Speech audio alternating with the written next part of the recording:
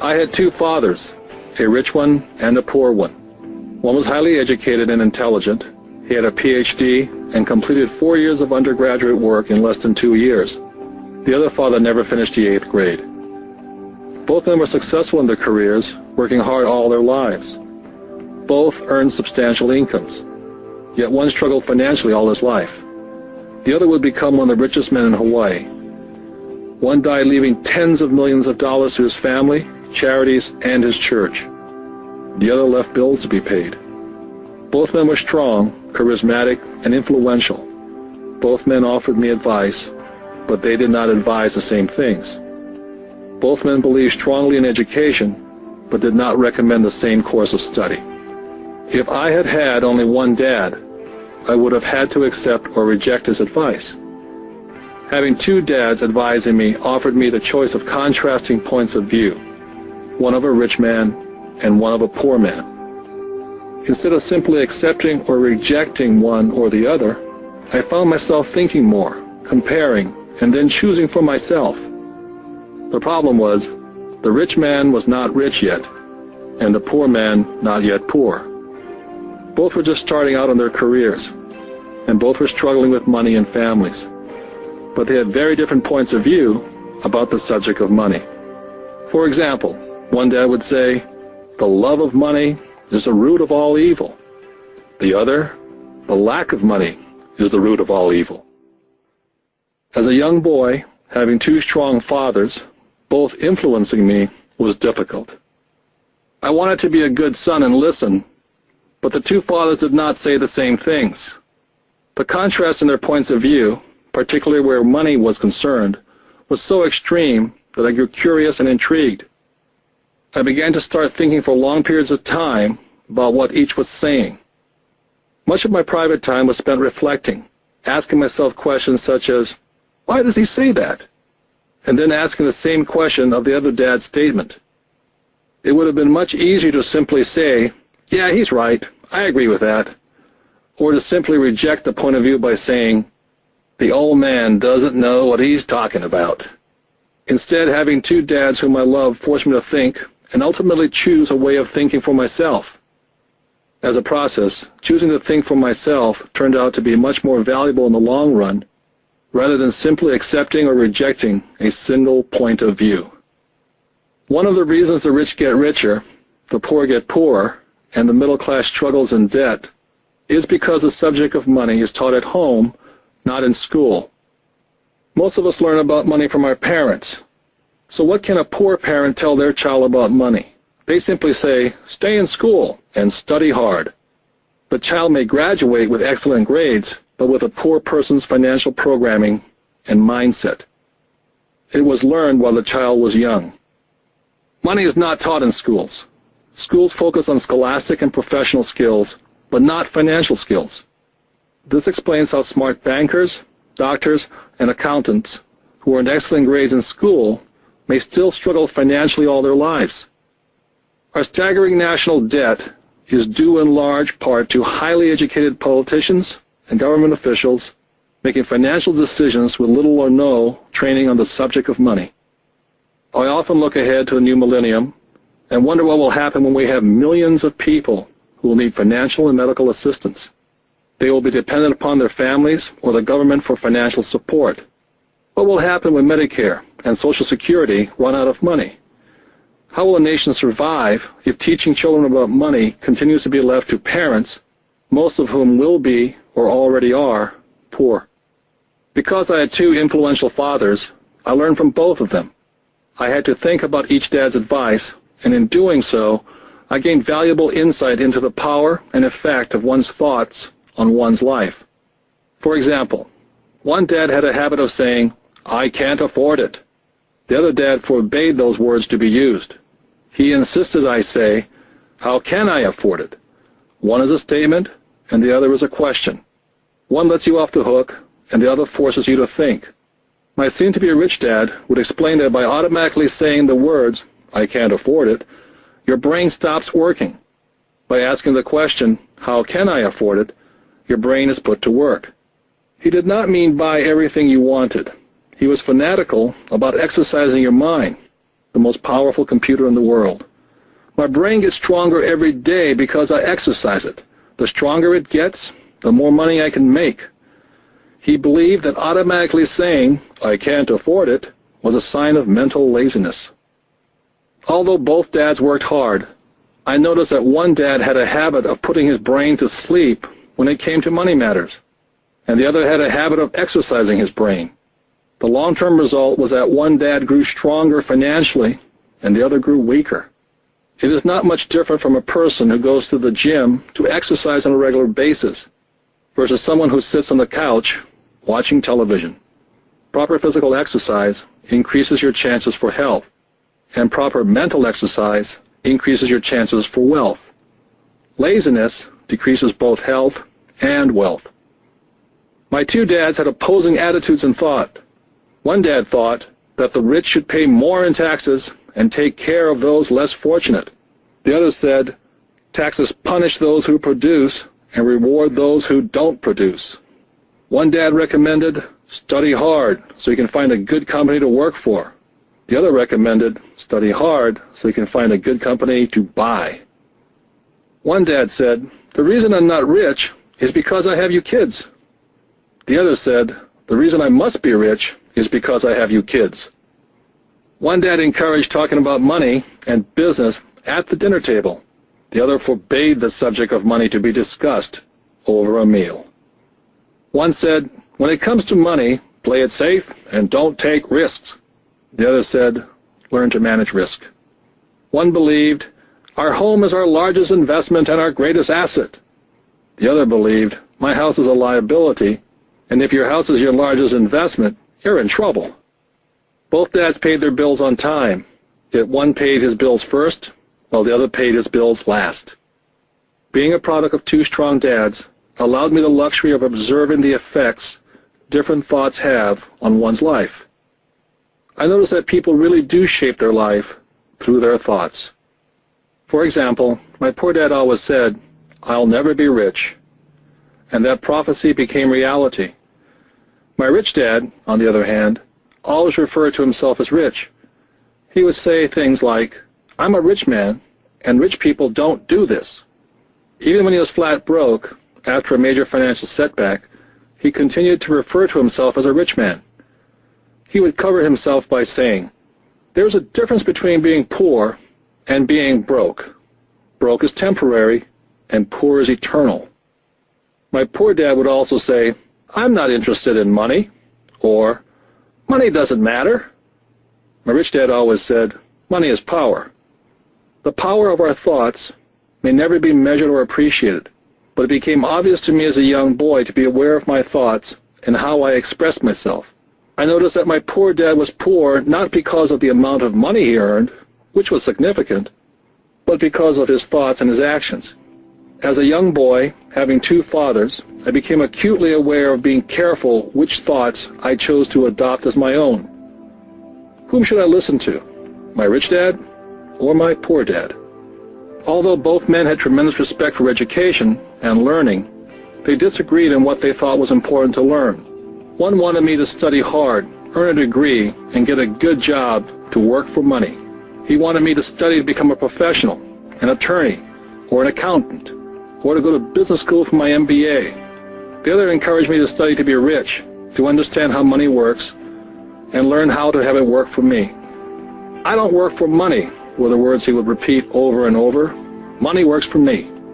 At the age of 9, I decided to listen to and learn from my rich dad about money.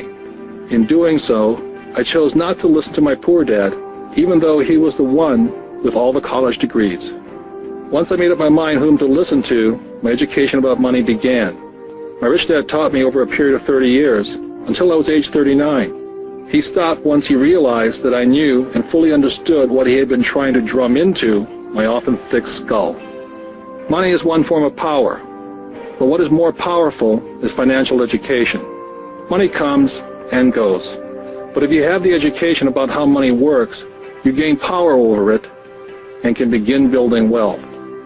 The reason positive thinking alone does not work is because most people went to school and never learned how money works, so they spend their lives working for money. Because I was only 9 years old when I started, the lessons my rich dad taught me were simple. And when it was all said and done, there are only 6 main lessons repeated over 30 years. This book is about those 6 lessons, put as simply as possible as my rich dad put forth those lessons to me. The lessons are not meant to be answers, but guideposts. Guideposts that will assist you and your children to grow wealthier, no matter what happens in a world of increasing change and uncertainty. Dad, can you tell me how to get rich? My dad put down the evening paper. Why do you want to get rich, son? Because today Jimmy's mom drove up in their new Cadillac, and they were going to their beach house for the weekend. He took 3 of his friends, but Mike and I weren't invited. They told us we weren't invited because we were poor kids. They did? My dad asked incredulously. Yeah, they did, I replied in a hurt tone.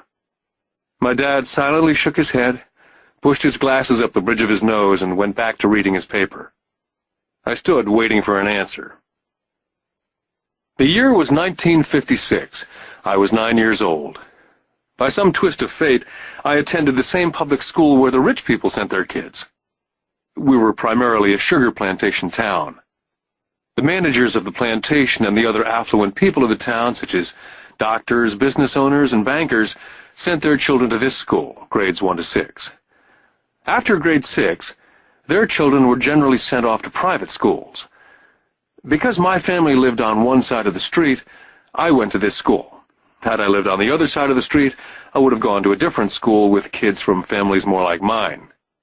After grade 6, these kids and I would go on to the public intermediate and high school.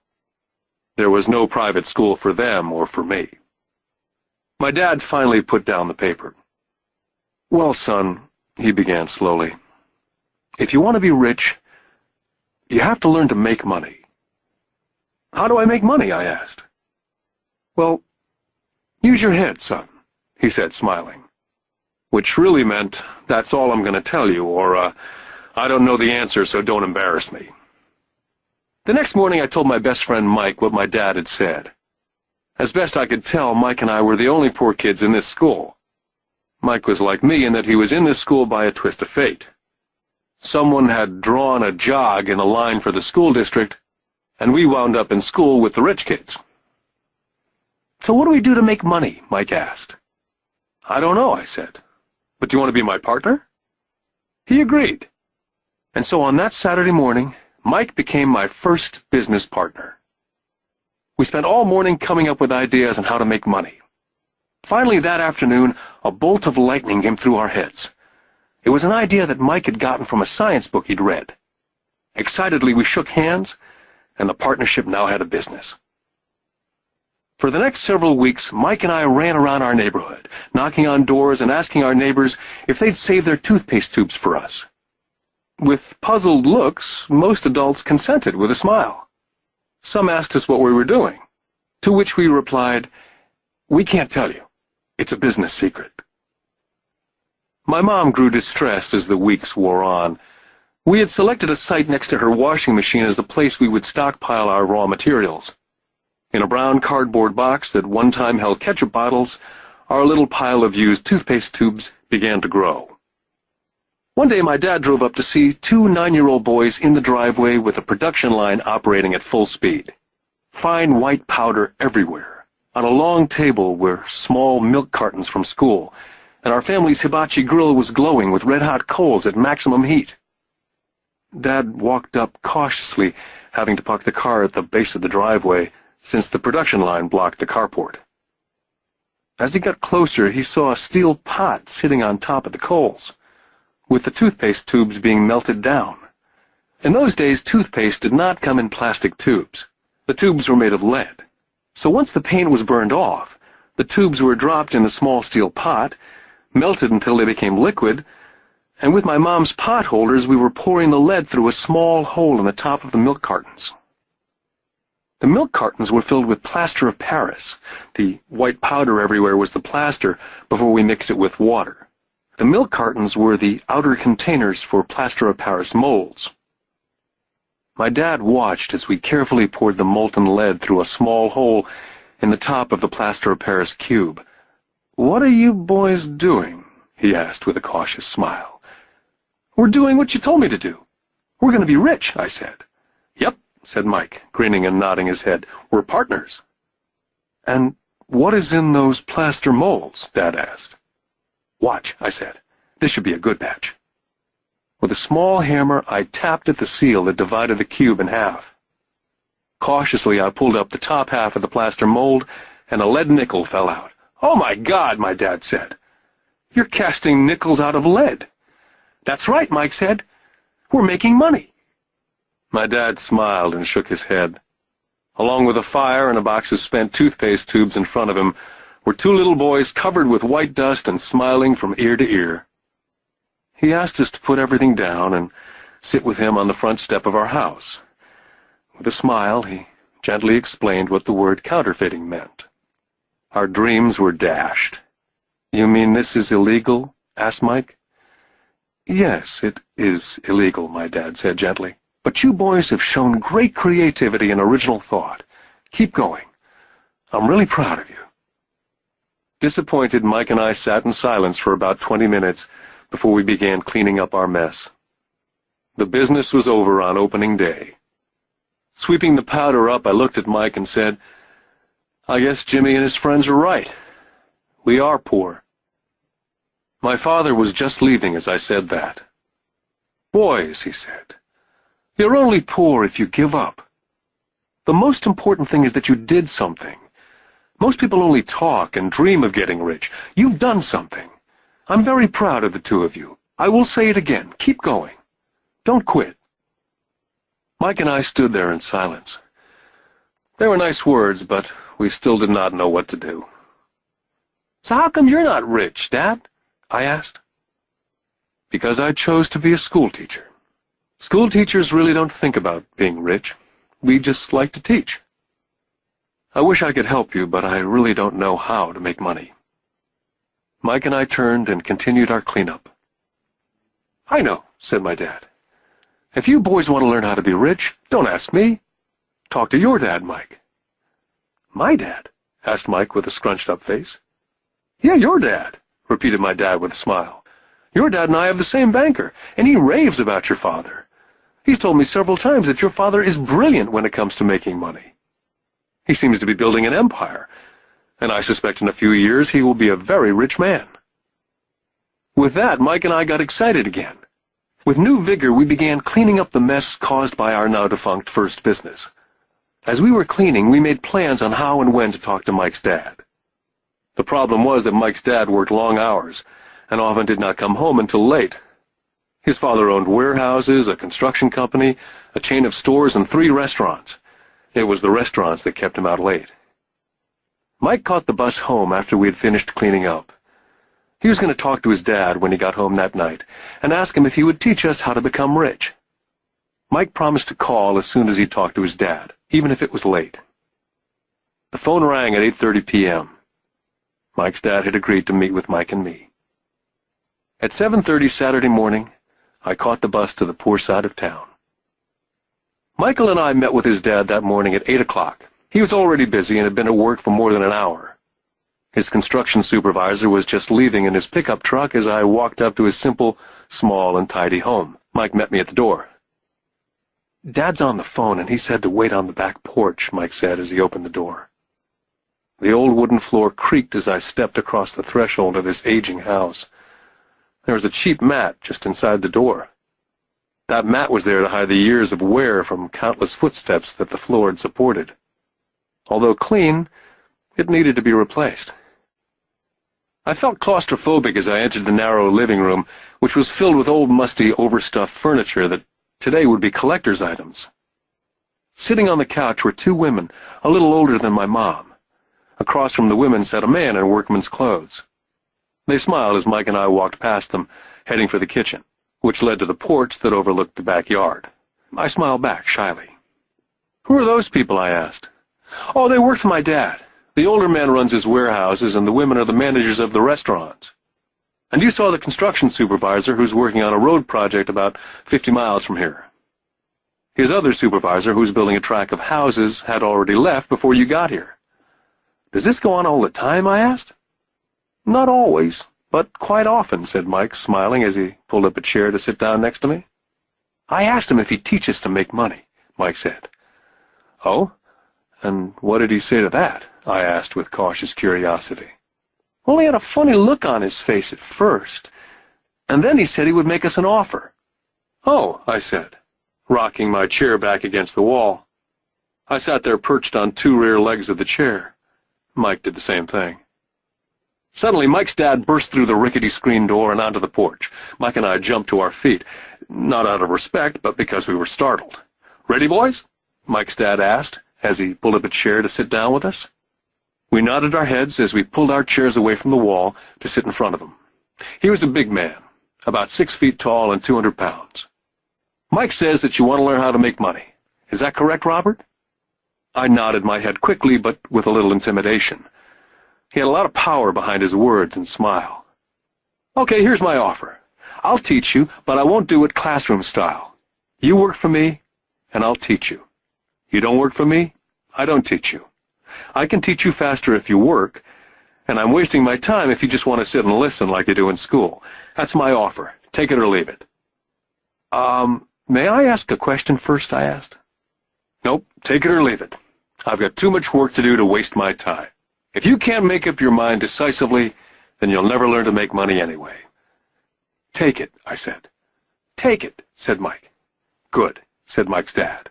"Mrs. Martin will be by in 10 minutes. After I'm through with her, you ride with her to my superette, and you can begin working. I'll pay you 10 cents an hour, and you will work for 3 hours every Saturday." "But I have a softball game today," I said. Mike's dad lowered his voice to a stern tone. "Take it or leave it," he said. "I'll take it," I replied, choosing to work and learn instead of playing softball. By 9 a.m. on a beautiful Saturday morning, Mike and I were working for Mrs. Martin. She was a kind and patient woman. She always said that Mike and I reminded her of her 2 sons who were grown and gone. Although kind, she believed in hard work, and she kept us working. She was a taskmaster. We spent 3 hours taking canned goods off the shelves, and with a feather duster, brushing each can to get the dust off, and then restacking them neatly.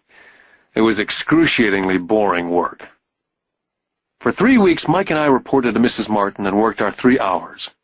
By noon, our work was over, and she dropped 3 little dimes in each of our hands.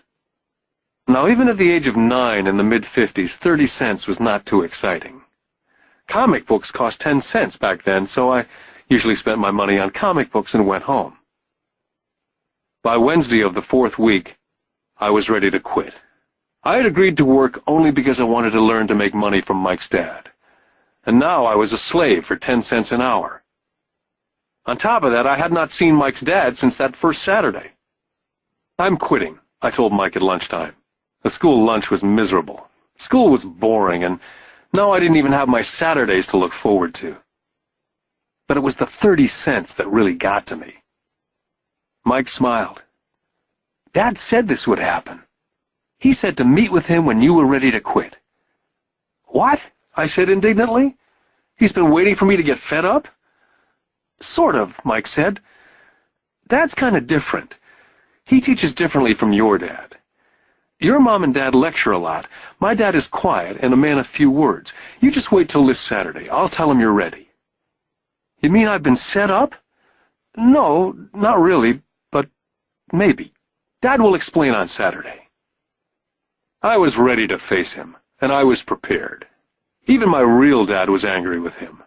My real dad, the one I called the poor one, thought that my rich dad was violating child labor laws and should be investigated. My educated dad told me to demand what I deserve, at least 25 cents an hour.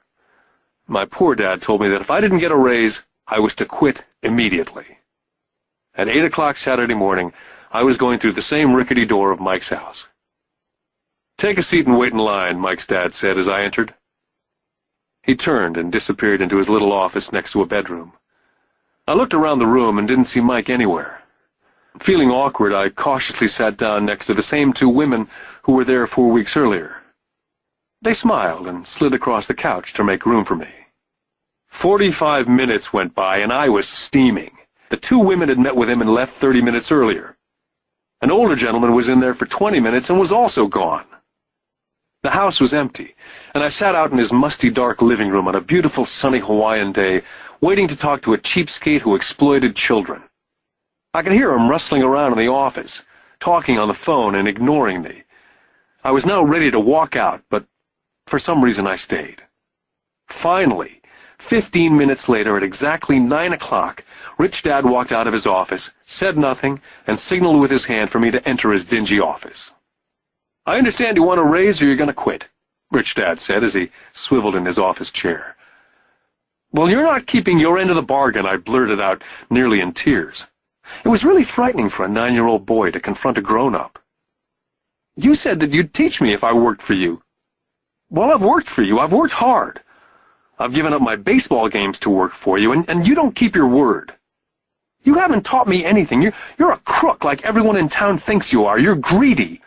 You want all the money and don't take care of your employees. You make me wait and don't show me any respect. I'm only a little boy, and I deserve to be treated better." Rich Dad rocked back in his swivel chair, hands up to his chin, somewhat staring at me. "Not bad," he said. "In less than a month you sound like most of my employees." "What?" I asked. Not understanding what he was saying, I continued with my grievance. "I thought you were going to keep up your end of the bargain and teach me. Instead, you want to torture me. That's cruel. That's really cruel." "I am teaching you," Rich Dad said quietly. "What have you taught me?" "Nothing," I said angrily. "You haven't even talked to me once since I agreed to work for peanuts. 10 cents an hour, huh? I should notify the government about you. We have child labor laws, you know. My dad works for the government, you know." "Wow," said Rich Dad. "Now you sound like most of the people who used to work for me. People I've either fired or they've quit." "So what do you have to say?" I demanded, feeling pretty brave for a little kid. "How do you know that I've not taught you anything?" asked Rich Dad calmly. "Well, you've never talked to me. I've worked for 3 weeks, and you've not taught me anything," I said with a pout. "Does teaching mean talking or a lecture?" Rich Dad asked. "Well, yes," I replied. "That's how they teach you in school," he said, smiling. "But that is not how life teaches you. And I would say that life is the best teacher of all. Most of the time, life does not talk to you, just sort of pushes you around. Each push is life saying, 'Wake up. There's something I want you to learn.'" I had no idea what he was talking about. Life pushes all of us around. Some give up, others fight. A few learn the lesson and move on. They welcome life pushing them around. To these few people, it means they need and want to learn something.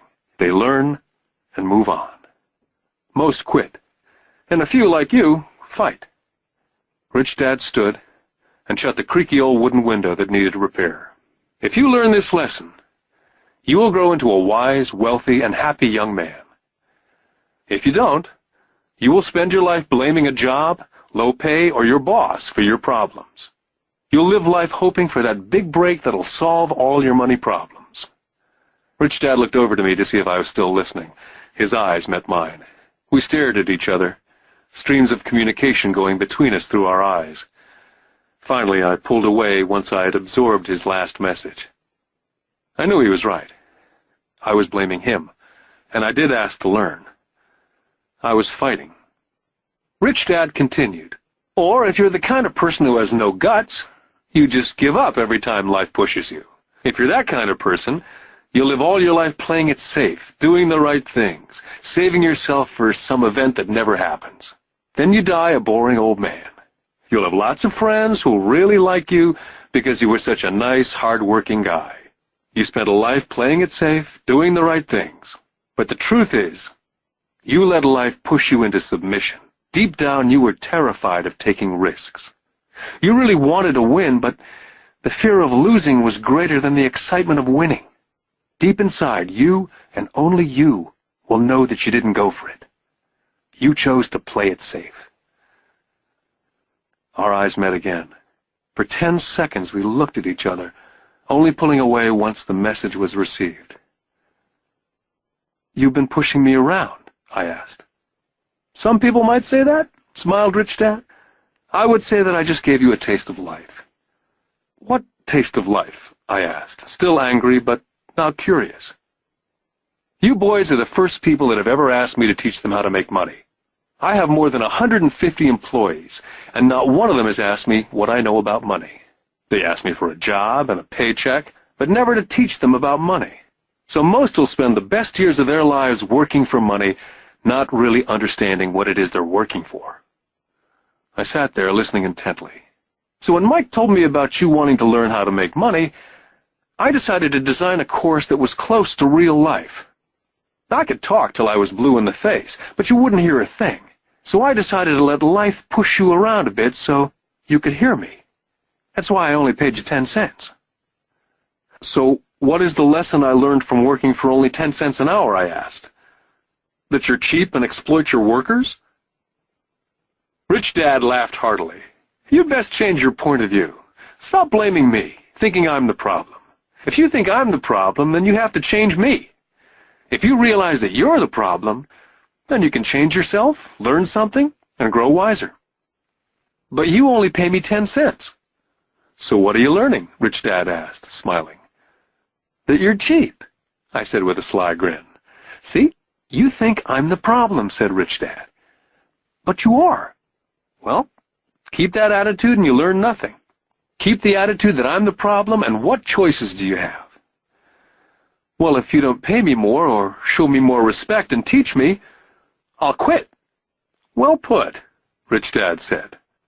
And that's exactly what most people do. They quit and go looking for another job, better opportunity, and higher pay, actually thinking that a new job or more pay will solve the problem. In most cases, it won't. So what will solve the problem, I asked. Just take this measly 10 cents an hour and smile? Rich Dad smiled. That's what the other people do. Just accept a paycheck, knowing that they and their family will struggle financially. But that's all they do. Waiting for a raise, thinking that more money will solve the problem. Most just accept it, and some take a second job working harder, but again accepting a small paycheck. I sat staring at the floor, beginning to understand the lesson Rich Dad was presenting. I could sense it was the taste of life. Finally, I looked up and repeated the question. So what will solve the problem? This, he said, tapping me gently on the head. This stuff between your ears. It was at that moment that Rich Dad shared the pivotal point of view that separated him from his employees and my poor dad, and led him to eventually become one of the richest men in Hawaii, while my highly educated but poor dad struggled financially all his life. It was a singular point of view that made all the difference over a lifetime. Rich Dad said over and over this point of view, which I call lesson number 1. The rich don't work for money. On that bright Saturday morning, I was learning a completely different point of view from what I had been taught by my poor dad. At the age of 9, I grew aware that both dads wanted me to learn. Both dads encouraged me to study, but not the same things. My highly educated dad recommended that I do what he did. Son, I want you to study hard, get good grades, so you can find a safe, secure job with a big company, and make sure it has excellent benefits. My rich dad wanted me to learn how money works, so I could make it work for me. These lessons I would learn through life with his guidance, not because of a classroom. My rich dad continued my first lesson. I'm glad you got angry about working for 10 cents an hour. If you'd not gotten angry, and had gladly accepted it, I would have to tell you that I could not teach you. You see, true learning takes energy, passion, a burning desire. Anger is a big part of that formula, for passion is anger and love combined. When it comes to money, most people want to play it safe and feel secure, so passion does not direct them, fear does. So is that why they'll take a job with low pay? I asked. Yes, said Rich Dad. Some people say I exploit people because they don't pay as much as the sugar plantation or the government. I say people exploit themselves. It's their fear. But don't you feel you should pay them more? I asked. I don't have to. And besides, more money will not solve the problem. Just look at your dad. He makes a lot of money and he still can't pay his bills. Most people, given more money, only get into more debt. So that's why the 10 cents an hour, I said, smiling. It's a part of the lesson. That's right, smiled Rich Dad. You see, your dad went to school and got an excellent education so he could get a high-paying job, which he did. But he still has money problems because he never learned anything about money at school. On top of that, he believes in working for money. And you don't, I asked? No, not really, said Rich Dad. If you want to learn to work for money, then stay in school. That's a great place to learn to do that. But if you want to learn how to have money work for you, then I will teach you that. But only if you want to learn. Wouldn't everyone want to learn that, I asked? No, said Rich Dad, simply because it's easier to learn to work for money, especially if fear is your primary emotion when the subject of money is discussed. I don't understand, I said with a frown. Well, don't worry about that for now. Just know that it's fear that keeps most people working at a job. The fear of not paying their bills, the fear of being fired, the fear of not having enough money, the fear of starting over. That's the price of studying to learn a profession or trade and then working for money. Most people become a slave to money and then get angry at their boss. Learning to have money work for you is a completely different course of study, I asked. Absolutely, Rich Dad answered. Absolutely. We sat in silence. My friends would have been just starting their Little League baseball game. But for some reason I was now thankful I'd decided to work for 10 cents an hour. I sensed that I was about to learn something my friends would not learn in school. Ready to learn? Asked Rich Dad. Absolutely, I said with a grin. I've kept my promise. I've been teaching you from afar, my Rich Dad said. At 9 years old, you've gotten a taste of what it feels like to work for money. Just multiply your last month by 50 years, and you'll have an idea of what most people spend their life doing. I don't understand, I said. How did you feel waiting in line to see me? Once to get hired and once to ask for more money. Terrible, I said. If you choose to work for money, that is what life is like for many people, said Rich Dad. And how did you feel when Mrs. Martin dropped 3 dimes in your hand for 3 hours' work? I felt like it wasn't enough. It seemed like nothing. I was disappointed, I said. And that is how most employees feel when they look at their paychecks, especially after all the tax and other deductions are taken out. At least you got 100%. You mean most workers don't get paid everything? I asked with amazement. Heavens, no, said Rich Dad. The government always takes its share first. How do they do that? I asked. Taxes, said Rich Dad. You're taxed when you earn, you're taxed when you spend, you're taxed when you save, you're taxed when you die. Why do people let the government do that to them? The rich don't, said Rich Dad with a smile. The poor and the middle class do. I'll bet you that I earn more than your dad, yet he pays more in taxes. How can that be? I asked. As a 9-year-old boy, that made no sense to me. Why would someone let the government do that to them? Rich Dad sat there in silence. I guess he wanted me to listen instead of jabber away at the mouth. Finally, I calmed down. I did not like what I had heard. I knew my dad complained constantly about paying so much in taxes, but really did nothing about it. Was that life pushing him around? Rich Dad rocked slowly and silently in his chair, just looking at me. Ready to learn? He asked. I nodded my head slowly. Learning how to have money work for you is a lifetime study. Most people go to college for 4 years, and their education ends. I already know that my study of money will continue over a lifetime, simply because the more I find out, the more I find out I need to know. Most people never study the subject. They go to work, get their paycheck, balance their checkbooks, and that's it. On top of that, they wonder why they have money problems. Then they think that more money will solve the problem. Few realize that it's their lack of financial education that is the problem. So, my dad has tax problems because he doesn't understand money? I asked, confused.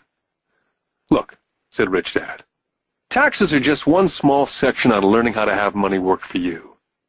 Today, I just wanted to find out if you still have the passion to learn about money. Most people don't. They want to go to school, learn a profession, have fun at their work, and earn lots of money. One day they wake up with big money problems, and then they can't stop working. That's the price of only knowing how to work for money, instead of studying how to have money work for you. So, do you still have the passion to learn? Asked Rich Dad. I nodded my head. Good, said Rich Dad. Now get back to work. This time I will pay you nothing. What? I asked in amazement. You heard me. Nothing. You'll work the same 3 hours every Saturday, but this time you will not be paid 10 cents an hour. You said you wanted to learn to not work for money, so I'm not going to pay you anything. I couldn't believe what I was hearing. I've already had this conversation with Mike. He's already working, dusting, and stacking canned goods for free. You better hurry up and get back there. I stood there, still not believing what a raw deal I'd been handed.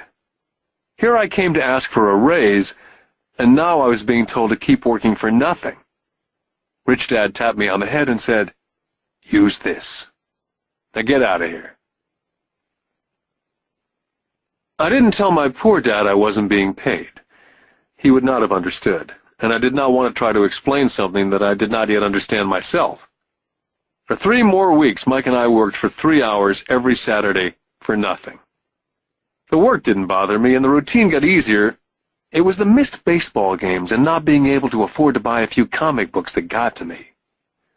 Rich Dad stopped by at noon on the 3rd week. We heard his truck pull up in the parking lot and sputter when the engine was turned off.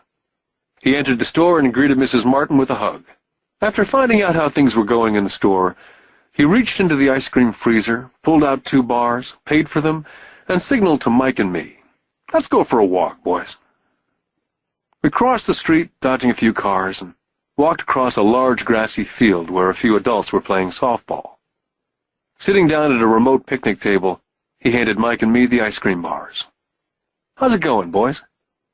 "Okay," Mike said. I nodded in agreement. "Learn anything yet?" Rich Dad asked. Mike and I looked at each other, shrugged our shoulders, and shook our heads in unison. "Well, you boys had better start thinking. You're staring at one of life's biggest lessons. If you learn the lesson, you'll enjoy a life of great freedom and security. If you don't learn the lesson, you'll wind up like Mrs. Martin and most of the people playing softball in this park. They work very hard for a little money, clinging to the illusion of job security, looking forward to a 3-week vacation each year and a skimpy pension after 45 years of work. Now, if that excites you, I'll give you a raise to 25 cents an hour." "But these are good, hard-working people. Are you making fun of them?" I demanded. A smile came over Rich Dad's face. "Mrs. Martin's like a mother to me, and I would never be that cruel. I may sound cruel because I'm doing my best to point something out to the 2 of you. I want to expand your point of view so you can see something most people never have the benefit of seeing because their vision is too narrow. Most people never see the trap they're in." Mike and I sat there uncertain of his message. He sounded cruel, yet we could sense he was desperately wanting us to know something. With a smile, Rich Dad said, "Doesn't that 25 cents an hour sound good? Doesn't that make your heart beat a little faster?" I shook my head no, but it really did. 25 cents an hour would be big bucks to me. "Okay, I'll pay you $1 an hour," Rich Dad said with a sly grin. Now my heart was beginning to race. My brain was screaming, "Take it, take it." I could not believe what I was hearing. Still, I said nothing. "Okay, $2 an hour." My little 9-year-old brain and heart nearly exploded. After all, it was 1956, and being paid $2 an hour would have made me the richest kid in the world. I couldn't imagine earning that kind of money. I wanted to say yes, but somehow my mouth stayed silent. Maybe my brain had overheated and blown a fuse, but deep down I badly wanted that $2 an hour. The ice cream had melted and was running down my hand. Rich Dad was looking at 2 boys staring back at him, eyes wide open and brains empty. He knew that he was testing us, and he knew there was part of our emotions that wanted to take the deal. "Okay," he said, $5 an hour. Suddenly there was a silence from inside me. Something had changed. The offer was too big and had gotten ridiculous. Not too many grown-ups in 1956 made more than $5 an hour. The temptation disappeared and a calm set in. Slowly I turned to my left to look at Mike. He looked back at me. The part of my soul that was weak and needy was silenced. The part of me that had no price took over.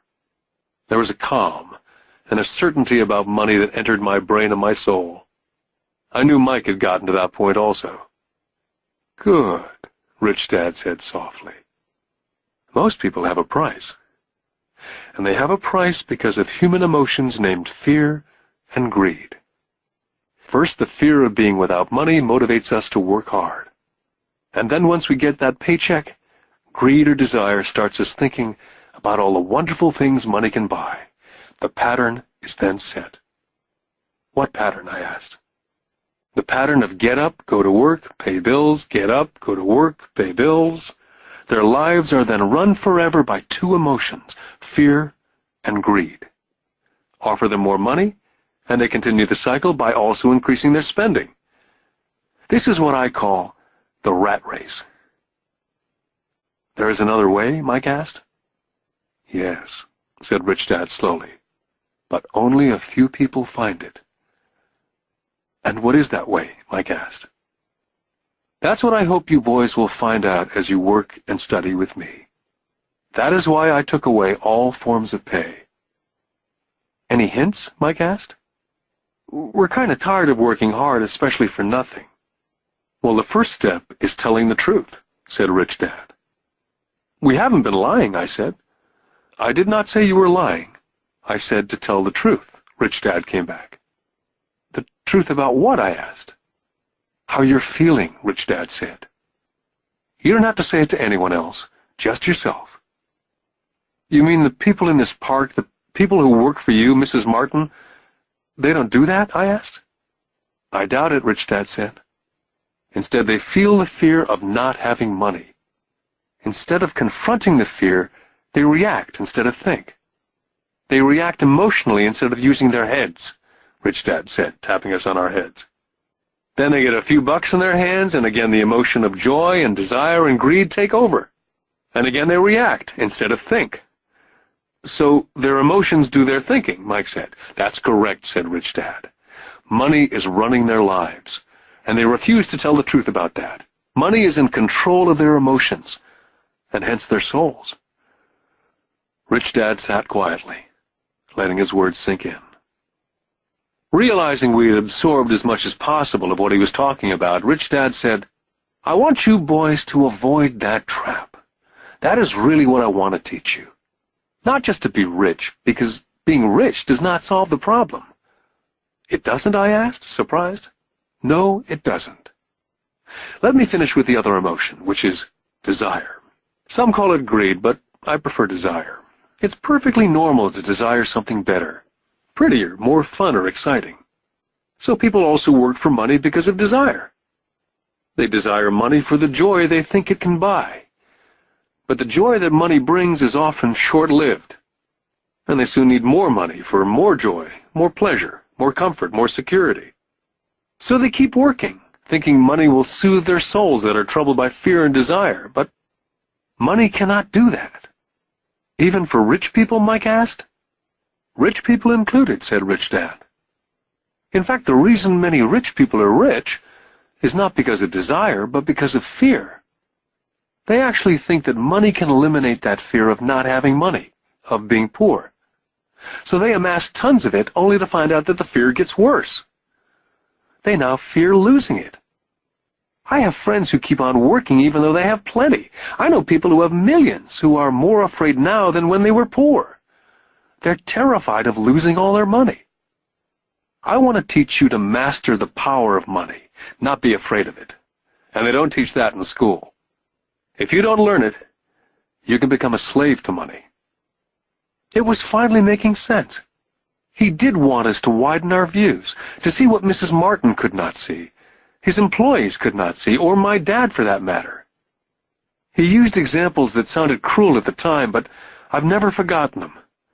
My vision widened that day, and I could begin to see the trap that lay ahead for most people. You see, we're all employees, ultimately. We just work at different levels, said Rich Dad. I just want you boys to have a chance to avoid the trap. The trap caused by those two emotions, fear and desire. Use them in your favor, not against you. That's what I want to teach you. I'm not interested in just teaching you to make a pile of money. That won't handle the fear or desire. If you don't first handle fear and desire and you get rich, you'll only be a high-paid slave. So how do we avoid the trap? I asked. The main cause of poverty or financial struggle is fear and ignorance, not the economy or the government or the rich. It's self-inflicted fear and ignorance that keeps people trapped.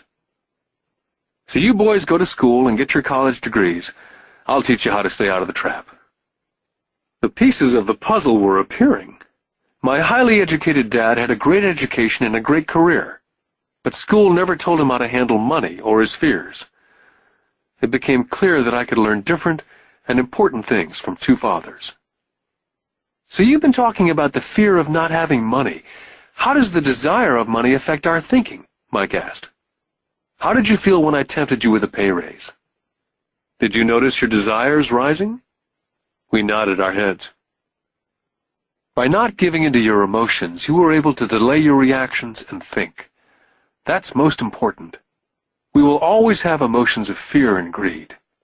From here on in, it's most important for you to use those emotions to your advantage and for the long term, and not simply let your emotions run you by controlling your thinking. Most people use fear and greed against themselves. That's the start of ignorance. Most people live their lives chasing paychecks, pay raises, and job security because of the emotions of desire and fear, not really questioning where those emotion-driven thoughts are leading them. It's just like the picture of a donkey dragging a cart with its owner dangling a carrot just in front of the donkey's nose. The donkey's owner may be going where he wants to go, but the donkey is chasing an illusion. Tomorrow there will only be another carrot for the donkey. You mean the moment I began to picture a new baseball glove, candy or toys that's like a carrot to a donkey, Mike asked? Yeah. And as you get older, your toys get more expensive. New car, boat, and a big house to impress your friends, said Rich Dad with a smile. Fear pushes you out the door, and desire calls to you, enticing you toward the rocks. That's the trap. So what's the answer? Mike asked. What intensifies fear and desire is ignorance. That's why rich people with lots of money often have more fear the richer they get. Money is the carrot, the illusion. Rich Dad went on to explain that a human's life is a struggle between ignorance and illumination. He explained that once a person stops searching for information and knowledge of oneself, ignorance sets in. That struggle is a moment-to-moment decision to learn to open or close one's mind. Look, school is very, very important. You go to school to learn a skill or a profession so as to be a contributing member of society. Every culture needs teachers, doctors, mechanics, artists, cooks, business people, police officers, firefighters, soldiers. Schools train them so our culture can thrive and flourish, said Rich Dad. Unfortunately for many people, school is the end, not the beginning. What does ignorance have to do with greed and fear, I asked. Because it's ignorance about money that causes so much greed and so much fear, said Rich Dad. Let me give you some examples. A doctor wanting more money to better provide for his family raises his fees. By raising his fees, it makes healthcare more expensive for everyone. Now it hurts the poor people the most, so poor people have worse health than those with money. Because the doctors raise their rates, the attorneys raise their rates. Because the attorneys' rates have gone up, school teachers want a raise, which raises our taxes, and on and on and on. Soon there will be such a horrifying gap between the rich and the poor that chaos will break out, and another great civilization will collapse. Great civilizations collapsed when the gap between the haves and the have-nots was too great. America's on the same course, proving once again that history repeats itself, because we do not learn from history. We only memorize historical dates and names, not the lesson. Aren't prices supposed to go up? I asked. Not in an educated society with a well-run government. Prices should actually come down. Of course, that's often only true in theory. Prices go up because of greed and fear caused by ignorance. If schools taught people about money, there would be more money and lower prices. But schools only focus on teaching people to work for money, not how to harness money's power. But Don't we have business schools? Mike asked. Aren't you encouraging me to go to business school for my master's degree? Yes, said Rich Dad. But all too often business schools train employees who are sophisticated bean counters. Heaven forbid a bean counter takes over a business. All they do is look at the numbers, fire people, and kill the business. I know, because I hire bean counters. All they think about is cutting costs and raising prices, which causes more problems. Bean counting is important. I wish more people knew it, but it, too, is not the whole picture, added Rich Dad angrily. So is there an answer? Asked Mike. Yes, said Rich Dad. Learn to use your emotions to think, not think with your emotions. When you boys mastered your emotions, first by agreeing to work for free, I knew there was hope. When you again resisted your emotions when I tempted you with more money, you were again learning to think in spite of being emotionally charged. That's the first step. Can you tell the difference between emotions thinking and the head thinking? Mike asked. Oh, yes, I hear it all the time, said Rich Dad. I hear things like, well, everyone has to work, or the rich are crooks, or I'll get another job, I deserve this raise. You can't push me around, or I like this job because it's secure. Instead of, is there something I'm missing here? Which breaks the emotional thought and gives you time to think clearly. I must admit it was a great lesson to be getting, to know when someone was speaking out of emotions or out of clear thought. It was a lesson that served me well for life, especially when I was the one speaking out of reaction and not from clear thought. As we headed back to the store, Rich Dad explained that the rich really did make money. They did not work for it. He went on to explain that when Mike and I were casting 5-cent pieces out of lead, thinking we were making money, we were very close to thinking the way rich people think. The problem was that it was illegal for us to do it. Rich Dad went on to explain that the rich know that money is an illusion, truly like the carrot for the donkey. It's only out of fear and greed that the illusion of money is held together by billions of people thinking that money is real. Money is really made up. It was only because of the illusion of confidence and the ignorance of the masses that the house of cards stood standing. In fact, he said, in many ways the donkey's carrot was more valuable than money. As he climbed into his pickup truck outside of his little convenience store, he said, "Keep working, boys. But the sooner you forget about needing a paycheck, the easier your adult life will be. Keep using your brain. Work for free. And soon your mind will show you ways of making money far beyond what I could ever pay you. You'll begin to see opportunities right in front of you that in the past would have gone unnoticed." Mike and I picked up our things from the store and waved goodbye to Mrs. Martin. We went back to the park, to the same picnic bench, and spent several more hours thinking and talking. We spent the next week at school thinking and talking. For 2 more weeks, we kept thinking and talking and working for free. At the end of the second Saturday, I was again saying goodbye to Mrs. Martin and looking at the comic book stand with a longing gaze. The hard thing about not even getting 30 cents every Saturday was that I didn't have any money to buy comic books. Suddenly, as Mrs. Martin was saying goodbye to Mike and me, I saw something she was doing that I'd never seen her do before. I mean, I'd seen her do it, but I never took notice of it. Mrs. Martin was cutting the front page of the comic book in half. She was keeping the top half of the comic book cover and throwing the rest of the comic book into a large brown cardboard box. When I asked her what she did with the comic book, she said, "I throw them away. I give the top half of the cover back to the comic book distributor for credit when he brings in the new comics. He's coming in an hour." Mike and I waited for an hour. Soon the distributor arrived, and I asked him if we could have the comic books, to which he replied, "You can have them if you work for this store and do not resell them." Our partnership was revived. Mike's mom had a spare room in the basement that no one used. We cleaned it out and began piling hundreds of comic books in that room. Soon our comic book library was open to the public. We hired Mike's younger sister, who loved to study, to be head librarian. She charged each child 10 cents admission to the library, which was open from 2:30 to 4:30 p.m. every day after school. The customers, The children of the neighborhood could read as many comics as they could in 2 hours. It was a bargain for them since a comic cost 10 cents each, and they could read 5 or 6 in 2 hours.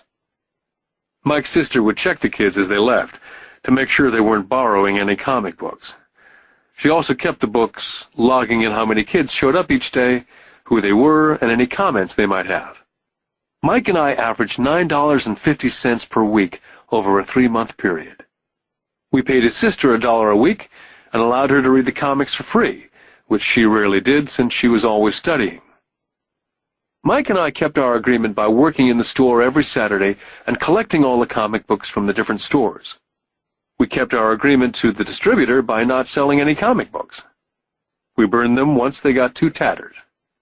We tried opening a branch office, but we could never quite find someone as dedicated as Mike's sister we could trust. At an early age, we found out how hard it was to find good staff. 3 months after the library first opened, a fight broke out in the room. Some bullies from another neighborhood pushed their way in and started it. Mike's dad suggested we shut down the business.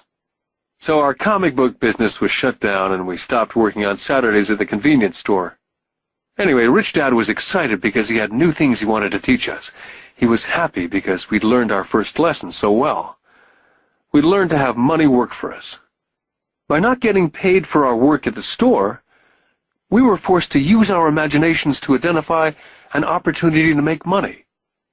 By starting our own business, the comic book library, we were in control of our own finances, not dependent on an employer. The best part was that our business generated money for us, even when we weren't physically there. Our money worked for us. Instead of paying us money, Rich Dad had given us so much more. Lesson 2. Why Teach Financial Literacy? In 1990, my best friend Mike took over his father's empire and is in fact doing a better job than his dad did. We see each other once or twice a year on the golf course.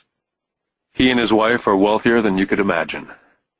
Rich Dad's empire is in great hands, and Mike is now grooming his son to take his place, as his dad groomed us. In 1994, I retired at the age of 47, and my wife Kim was 37. Retirement does not mean not working. To my wife and me, it means that, barring unforeseen cataclysmic changes, we can work or not work, and our wealth grows automatically, staying way ahead of inflation. I guess it means freedom. The assets are large enough to grow by themselves. It's like planting a tree. You water it for years, and then one day it doesn't need you anymore. Its roots have gone down deep enough. Then the tree provides shade for your enjoyment. Mike chose to run the empire, and I chose to retire. Whenever I speak to groups of people, they often ask what I would recommend, or what could they do? How do they get started? Is there a good book I'd recommend? What is the secret to success? I simply say to them what my rich dad said back to me when I was a little kid. If you want to be rich, you need to be financially literate. That idea was drummed into my head every time we were together. As I said, my educated dad stressed the importance of reading books, while my rich dad stressed the need to master financial literacy. If you're going to build the Empire State Building, the first thing you need to do is dig a deep hole and pour a strong foundation. If you're going to build a home in the suburbs, all you need to do is pour a 6-inch slab of concrete. Most people, in their drive to get rich, are trying to build an Empire State Building on a 6-inch slab. Our school system, having been created in the agrarian age, believes in homes with no foundation dirt floors are still the rage. So kids graduate from school with virtually no financial foundation. One day, sleepless and deep in debt in suburbia, living the American dream, they decide that the answer to their financial problems is to find a way to get rich quick. Construction on the skyscraper begins.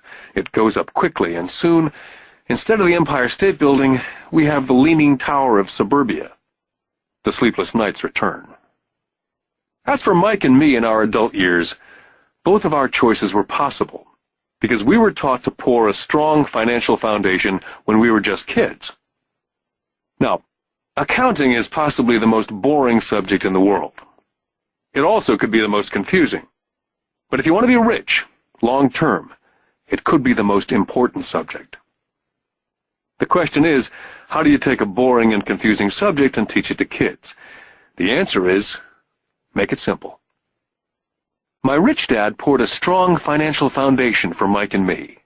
Since we were just kids, he created a simple way to teach us. For years, he only drew pictures and used words. Mike and I understood the simple drawings, the jargon, the movement of money. And then in later years, Rich Dad began adding numbers. Most importantly, you must know the difference between an asset and a liability. And buy assets. If you want to be rich, this is all you need to know. It is rule number 1. It is the only rule. This may sound absurdly simple, but most people have no idea how profound this rule is. Most people struggle financially because they do not know the difference between an asset and a liability. Rich people acquire assets. The poor and middle class acquire liabilities, but they think they are assets. When Rich Dad explained this to Mike and me, we thought he was kidding. Here we were nearly teenagers and waiting for the secret to get rich, and this was his answer. It was so simple that we had to stop for a long time to think about it. If it's that simple, how come everyone's not rich? I asked. Rich Dad smiled, because people do not know the difference between an asset and a liability. I remember asking, how could adults be so silly? If it's that simple, if it's that important, why would everyone not want to find out? It took our rich dad only a few minutes to explain what assets and liabilities were. To teach preteen boys, Rich Dad kept everything simple, using as many pictures as possible, as few words as possible, and no numbers for years. My rich dad simply drew a vertical box with a line through the middle. The top half was for income, and the bottom half was for expenses. Then beneath that box, he drew another box horizontally, which he divided into a left half for assets and a right half for liabilities. The income statement, often called a profit and loss statement, measures income and expenses, money in or money out. The second set of boxes is the balance sheet. It's called that because it's supposed to balance assets against liabilities. That relationship is vital to understand. The primary cause of financial struggle is simply not knowing the difference between an asset and a liability. The cause of the confusion is found in the definition of the two words. If you want a lesson in confusion, simply look up the words asset and liability in the dictionary. So my rich dad simply told two young boys the following. An asset is something that puts money in my pocket. A liability is something that takes money out of my pocket. This is really all you need to know. If you want to be rich, simply spend your life buying assets. If you want to be poor or middle class, spend your life buying liabilities. It's not knowing the difference that causes most of the financial struggle in the real world. My rich dad then drew 3 arrows on his diagram. He explained, the arrow represents the flow of cash, or cash flow. In 80% of most families, the financial story is a story of working hard in an effort to get ahead. It's not because they don't make money, but because they spend their lives buying liabilities instead of assets. The first arrow showed the cash flow pattern of a poor person, or a young person still at home.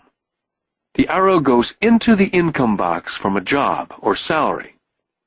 It then continues into the expense box. Expenses include taxes, rent, and everyday living expenses. It flows out the expense box and is gone. The second arrow Rich Dad drew represented the cash flow pattern of a middle-class person. The arrow flows from a job into the income box. It then flows into the liabilities box. Most middle-class people acquire many liabilities, such as a mortgage, a car loan, and credit card debt. From the liabilities box, it flows to the expense box, where the monthly payments are made for the liabilities, as well as taxes and living expenses. From there, it flows out the expense box and is gone. The third arrow is the pattern of a wealthy person. This arrow simply flows from the asset box into the income box. The cash flow is not generated by a job or salary, but by assets. Remember, assets are things that put money in your pocket. Additionally, the rich have few expenses and liabilities, or if they do, those liabilities are more than covered by their assets. Examples such as these are oversimplified. Everyone has living expenses, the need for food, shelter, and clothing. The diagrams Rich Dad drew show the flow of cash through a poor, middle class, or wealthy person's life. It's the cash flow that tells the story. It's the story of how a person handles their money, what they do after they get the money in their hand. I cringe whenever I hear people ask me how to get rich quicker. Or how do they start? I often hear, I'm in debt, so I need to make more money. But more money will often not solve the problem. In fact, it may actually accelerate the problem. Money often makes obvious our tragic human flaws. Money often puts a spotlight on what we do not know. That's why, all too often, a person who comes into a sudden windfall of cash, let's say an inheritance, a pay raise, or lottery winnings, soon returns to the same financial mess, if not worse than the mess they were in before they received the money. Money only accentuates the cash flow pattern running in your head. If your pattern is to spend everything you get, most likely an increase in cash will just result in an increase in spending. Thus the saying, a fool and his money is one big party.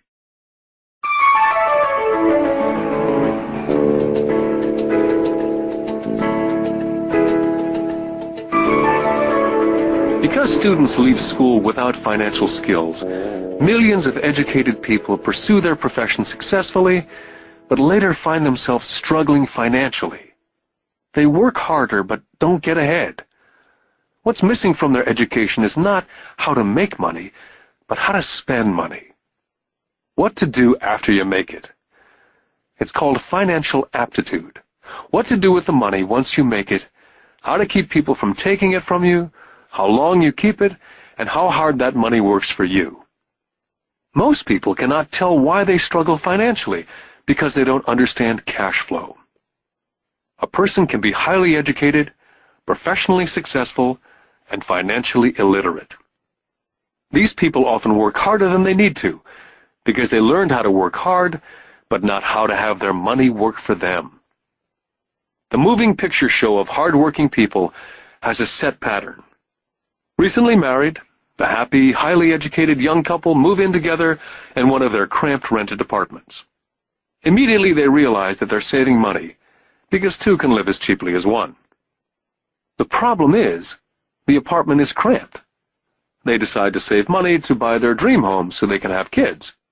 They now have two incomes, and they begin to focus on their careers. Their incomes begin to increase.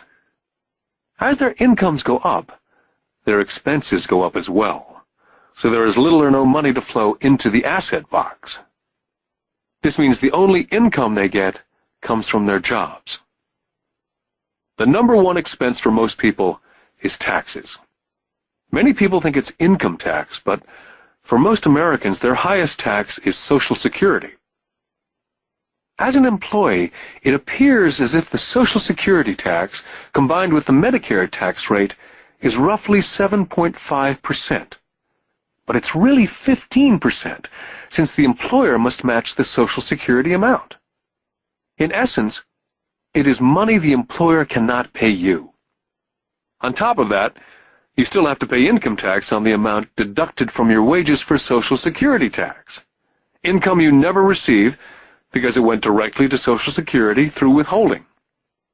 Then their liabilities go up. This is best demonstrated by going back to the young couple. As a result of their incomes going up, they decide to go out and buy the house of their dreams.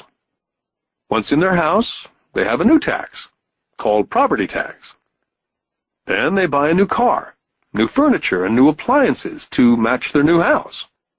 All of a sudden, they wake up, and their liabilities column is full of mortgage debt and credit card debt. They're now trapped in the rat race. A child comes along. They work harder. The process repeats itself. More money and higher taxes. also called bracket creep. A credit card comes in the mail. They use it. It maxes out. A loan company calls and says their greatest asset, their home, has appreciated in value. The company offers a bill consolidation loan because their credit is so good and tells them the intelligent thing to do is clear off the high-interest consumer debt by paying off their credit card. And besides, interest on their home is a tax deduction. They go for it and pay off those high-interest credit cards. They breathe a sigh of relief. Their credit cards are paid off. They've now folded their consumer debt into their home mortgage.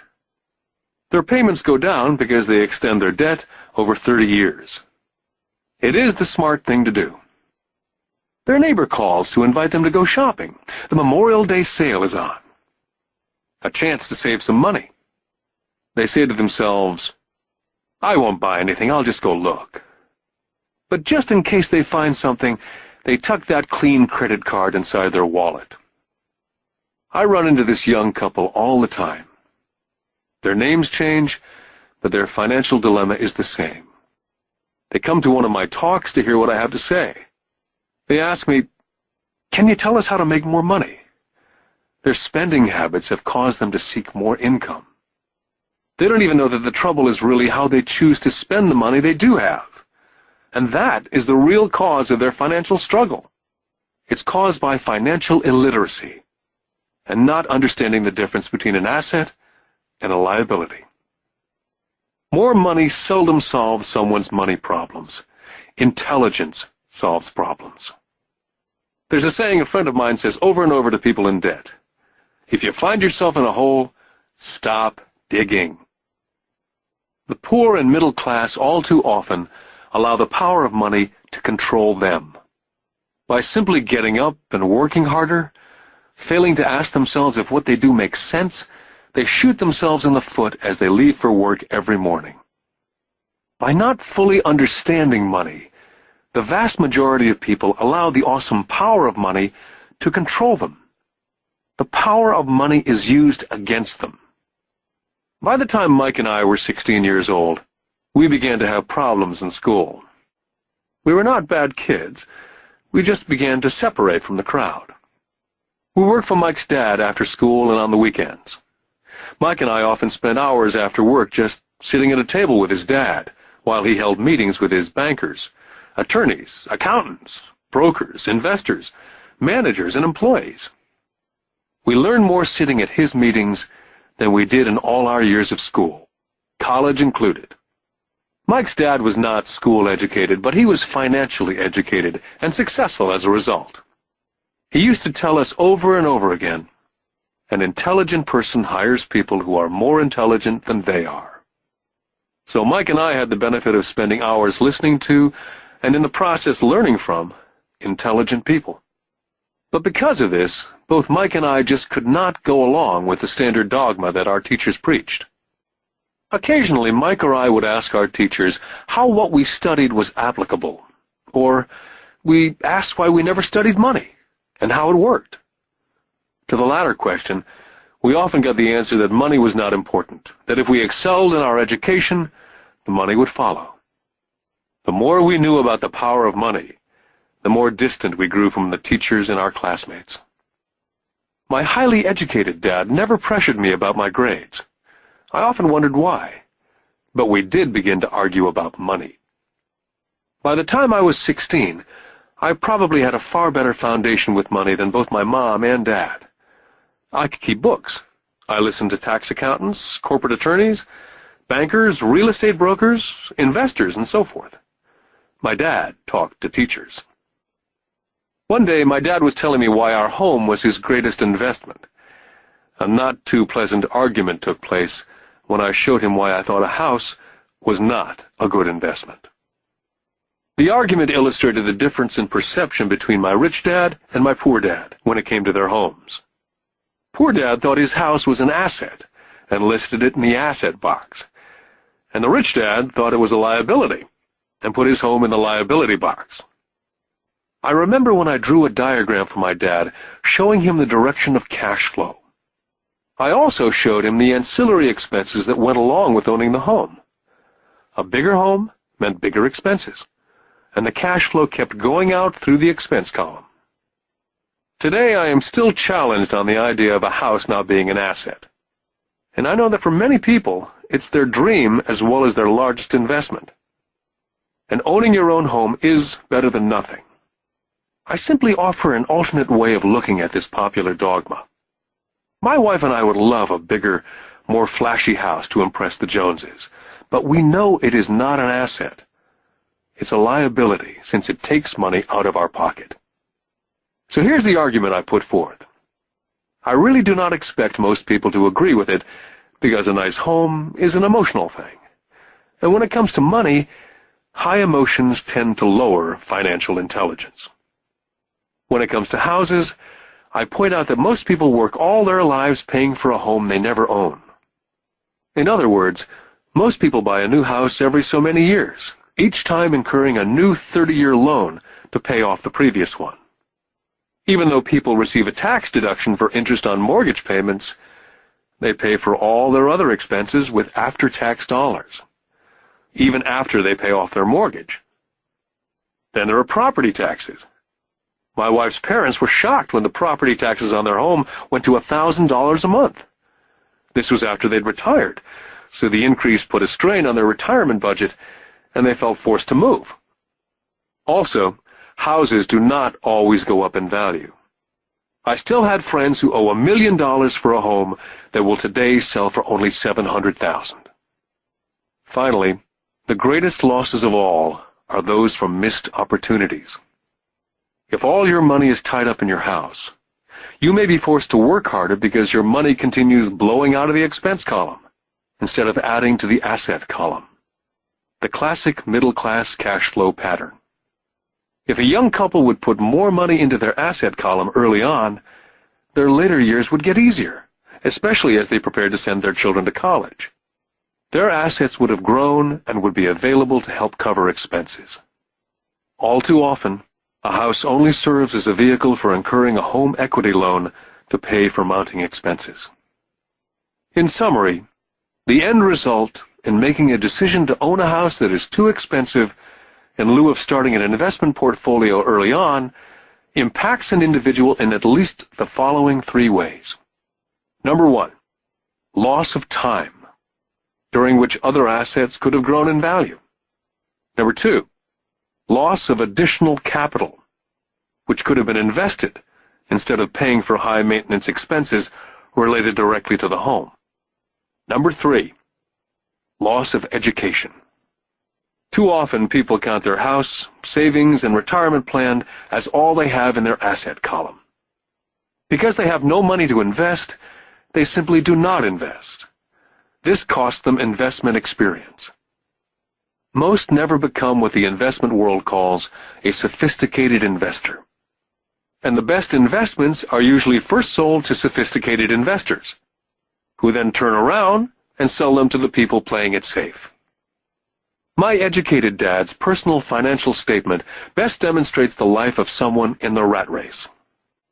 His expenses seem to always keep up with his income, never allowing him to invest in assets. As a result, his liabilities, such as his mortgage and credit card debts, are larger than his assets. My rich dad's personal financial statement, on the other hand, reflects the results of a life dedicated to investing and minimizing liabilities. His assets greatly exceed his liabilities. A review of my rich dad's financial statement is why the rich get richer. The asset column generates more than enough income to cover expenses, with the balance reinvested into the asset column. The asset column continues to grow, and therefore the income it produces grows with it. The result being, the rich get richer. The middle class finds itself in a constant state of financial struggle.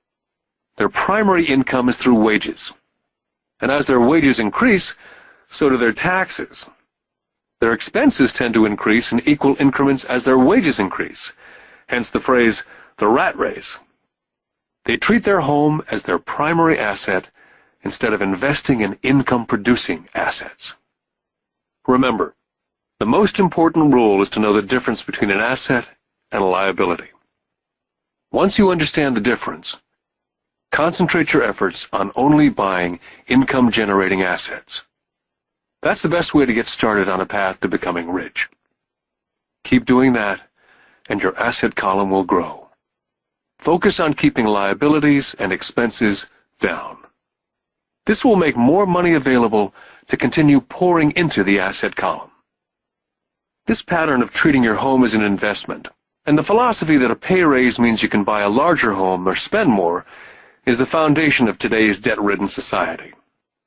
This process of increased spending throws families into greater debt and into more financial uncertainty, even though they may be advancing in their jobs and receiving pay raises on a regular basis. This is high-risk living caused by weak financial education. As an employee who's also a homeowner, your working efforts are generally as follows. You work for someone else. Most people, working for a paycheck, are making the owner or the shareholders richer. Your efforts and success will help provide for the owner's success and retirement. Next, you work for the government. The government takes its share from your paycheck before you even see it. By working harder, you simply increase the amount of taxes taken by the government. Most people work from January to May just for the government. And finally, you work for the bank. After taxes, your next largest expense is usually your mortgage and credit card debt. The problem with simply working harder is that each of these three levels takes a greater share of your increased efforts.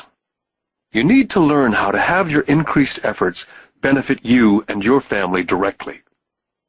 Once you've decided to concentrate on minding your own business, how do you set your goals? For most people, they must keep their profession and rely on their wages to fund their acquisition of assets. As their assets grow, how do they measure the extent of their success? When does someone realize that they are rich, that they have wealth? As well as having my own definitions for assets and liabilities, I also have my own definition for wealth. Actually, I borrowed it from a man named Buckminster Fuller. Some people call him a quack, and others call him a living genius. Years ago, he got all the architects buzzing because he applied for a patent in 1961 for something called a geodesic dome. But in the application, Fuller also said something about wealth. It was pretty confusing at first, but after reading it for a while, it began to make some sense. Wealth is a person's ability to survive so many number of days forward. Or, if I stopped working today, how long could I survive? Unlike net worth, the difference between your assets and liabilities, which is often filled with a person's expensive junk and opinions of what things are worth, this definition creates the possibility for developing a truly accurate measurement. I could now measure and really know where I was in terms of my goal to become financially independent. Although net worth often includes these non-cash producing assets like stuff you bought that now sits in your garage, wealth measures how much money your money is making, and therefore your financial survivability.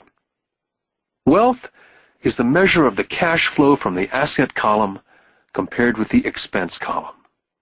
Let's use an example. Let's say I have a cash flow from my asset column of $1,000 a month, and I have monthly expenses of $2,000. What's my wealth? Let's go back to Buckminster Fuller's definition. Using his definition, how many days forward can I survive? And let's assume a 30-day month. By that definition, I have enough cash flow for half a month. When I have achieved $2,000 a month cash flow from my assets, then I will be wealthy. I now have income generated from assets each month that fully covers my monthly expenses. If I want to increase my expenses, I first must increase my cash flow from assets to maintain this level of wealth. Take notice that it's at this point that I am no longer dependent on my wages. I have focused on and been successful in building an asset column that's made me financially independent. If I quit my job today, I would be able to cover my monthly expenses with the cash flow from my assets. My next goal would be to have the excess cash flow from my assets reinvested into the asset column. The more money that goes into my asset column, the more my asset column grows. The more my assets grow, the more my cash flow grows. And as long as I keep my expenses less than the cash flow from these assets, I will grow richer, with more and more income from sources other than my physical labor. As this reinvestment continues, I am well on my way to being rich. The actual definition of rich is in the eye of the beholder. You can never be too rich. Just remember this simple observation. The rich buy assets, the poor only have expenses. The middle class buys liabilities they think are assets. So how do I start minding my own business? What's the answer? Listen to the founder of McDonald's. Lesson 3. Mind your own business. In 1974, Ray Kroc, the founder of McDonald's, was asked to speak at the MBA class at the University of Texas at Austin. A dear friend of mine, Keith Cunningham, was a student in that MBA class. After a powerful and inspiring talk, the class adjourned, and the students asked Ray if he would join them at their favorite hangout to have a few beers.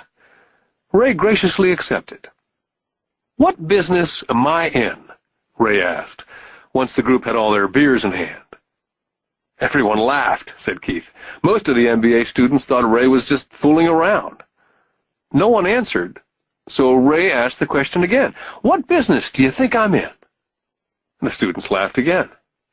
And finally one brave soul yelled out, "Ray, who in the world does not know that you're in the hamburger business?"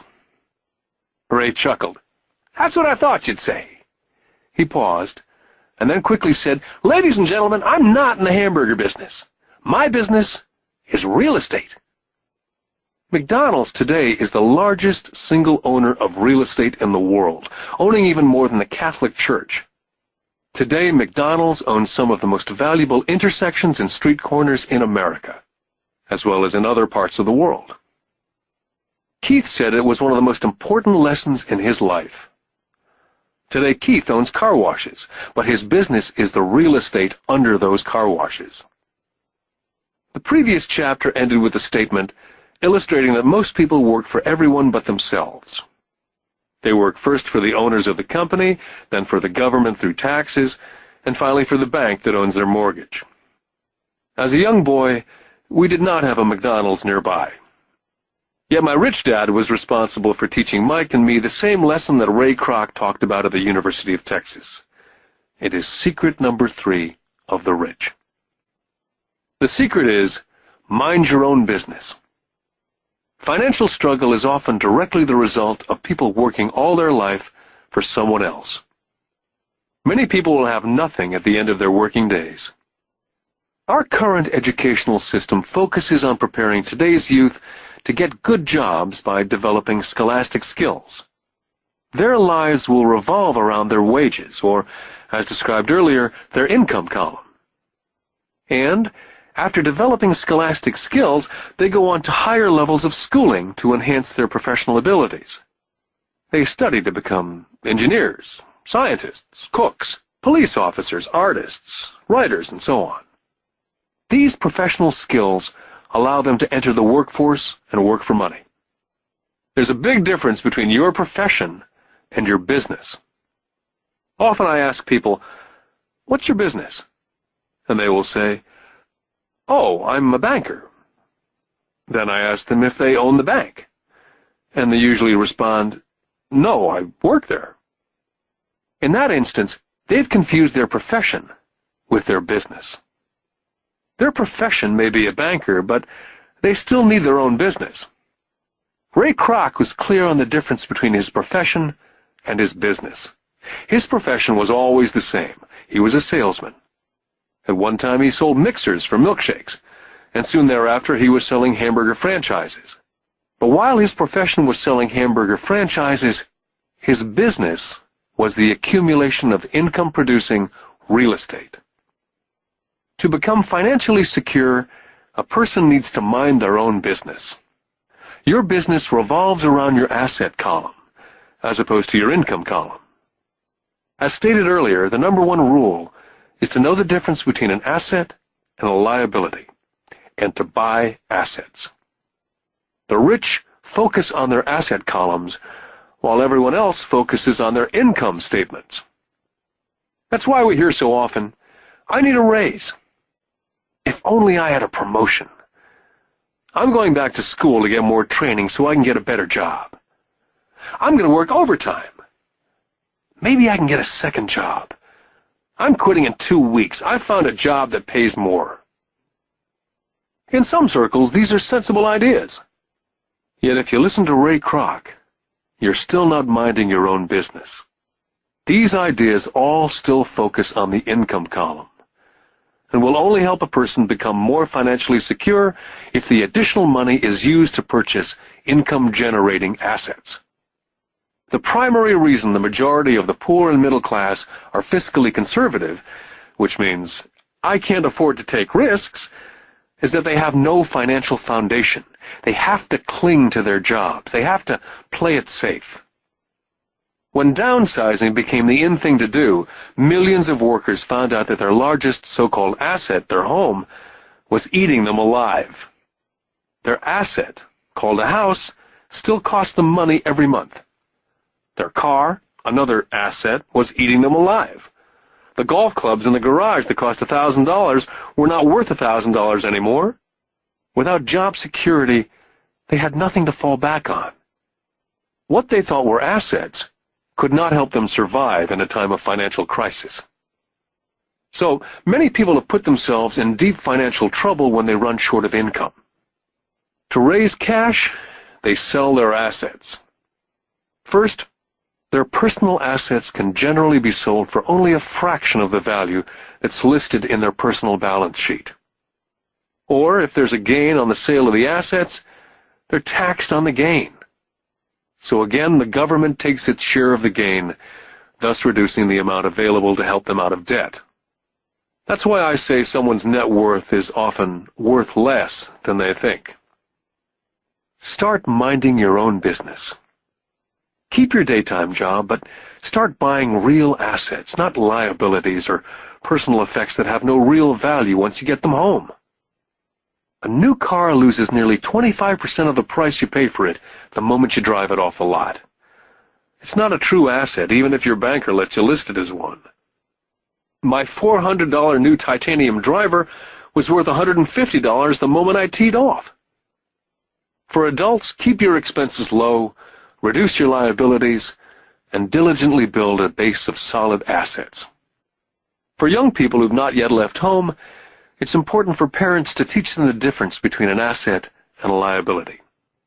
Get them to start building a solid asset column before they leave home, get married, buy a house, have kids, and get stuck in a risky financial position, clinging to a job and buying everything on credit. I see so many young couples who get married and trap themselves into a lifestyle that will not let them get out of debt for most of their working years. For most people, just as the last child leaves home, the parents realize they have not adequately prepared for retirement, and they begin to scramble to put some money away. Then their own parents become ill, and they find themselves with new responsibilities. So, what kind of assets am I suggesting that you or your children acquire? In my world, real assets fall into several different categories. First, businesses that do not require my presence. I own them, but they're managed or run by other people. If I have to work there, it's not a business. It becomes my job. Then come categories such as stocks, bonds, mutual funds, income-generating real estate, notes or IOUs, royalties from intellectual property such as music, scripts, patents, and finally anything else that has value, produces income, or appreciates and has a ready market. As a young boy, my educated dad encouraged me to find a safe job. My rich dad, on the other hand, encouraged me to begin acquiring assets that I loved. If you don't love it, you won't take care of it. I collect real estate simply because I love buildings and land. I love shopping for them. I could look at them all day long. When problems arise, the problems are not so bad that it changes my love for real estate. For people who hate real estate, they shouldn't buy it. I love stocks of small companies, especially startups. The reason is that I am an entrepreneur, not a corporate person. In my early years, I worked in large organizations, such as Standard Oil of California, the U.S. Marine Corps, and Xerox Corporation. I enjoyed my time with those organizations and have fond memories, but I know deep down I'm not a company man. I like starting companies, not running them. So my stock buys are usually of small companies, and sometimes I even start the company and take it public. Fortunes are made in new stock issues, and I love the game. Many people are afraid of small-cap companies and call them risky, and they are. But risk is always diminished if you love what the investment is, understand it, and know the game. For years, even while I was with the Marine Corps and Xerox, I did what my rich dad recommended. I kept my daytime job, but I still minded my own business. I was active in my asset column. I traded real estate and small stocks. Rich Dad always stressed the importance of financial literacy. The better I was at understanding the accounting and cash management, the better I would be at analyzing investments and eventually starting and building my own company. I would not encourage anyone to start a company unless they really want to. Knowing what I know about running a company, I would not wish that task on anyone. There are times when people cannot find employment where starting a company is a solution for them. The odds are against success. 9 out of 10 companies fail in 5 years. Of those that survive the first 5 years, 9 out of every 10 of those eventually fail as well. So only if you really have the desire to own your own company do I recommend it.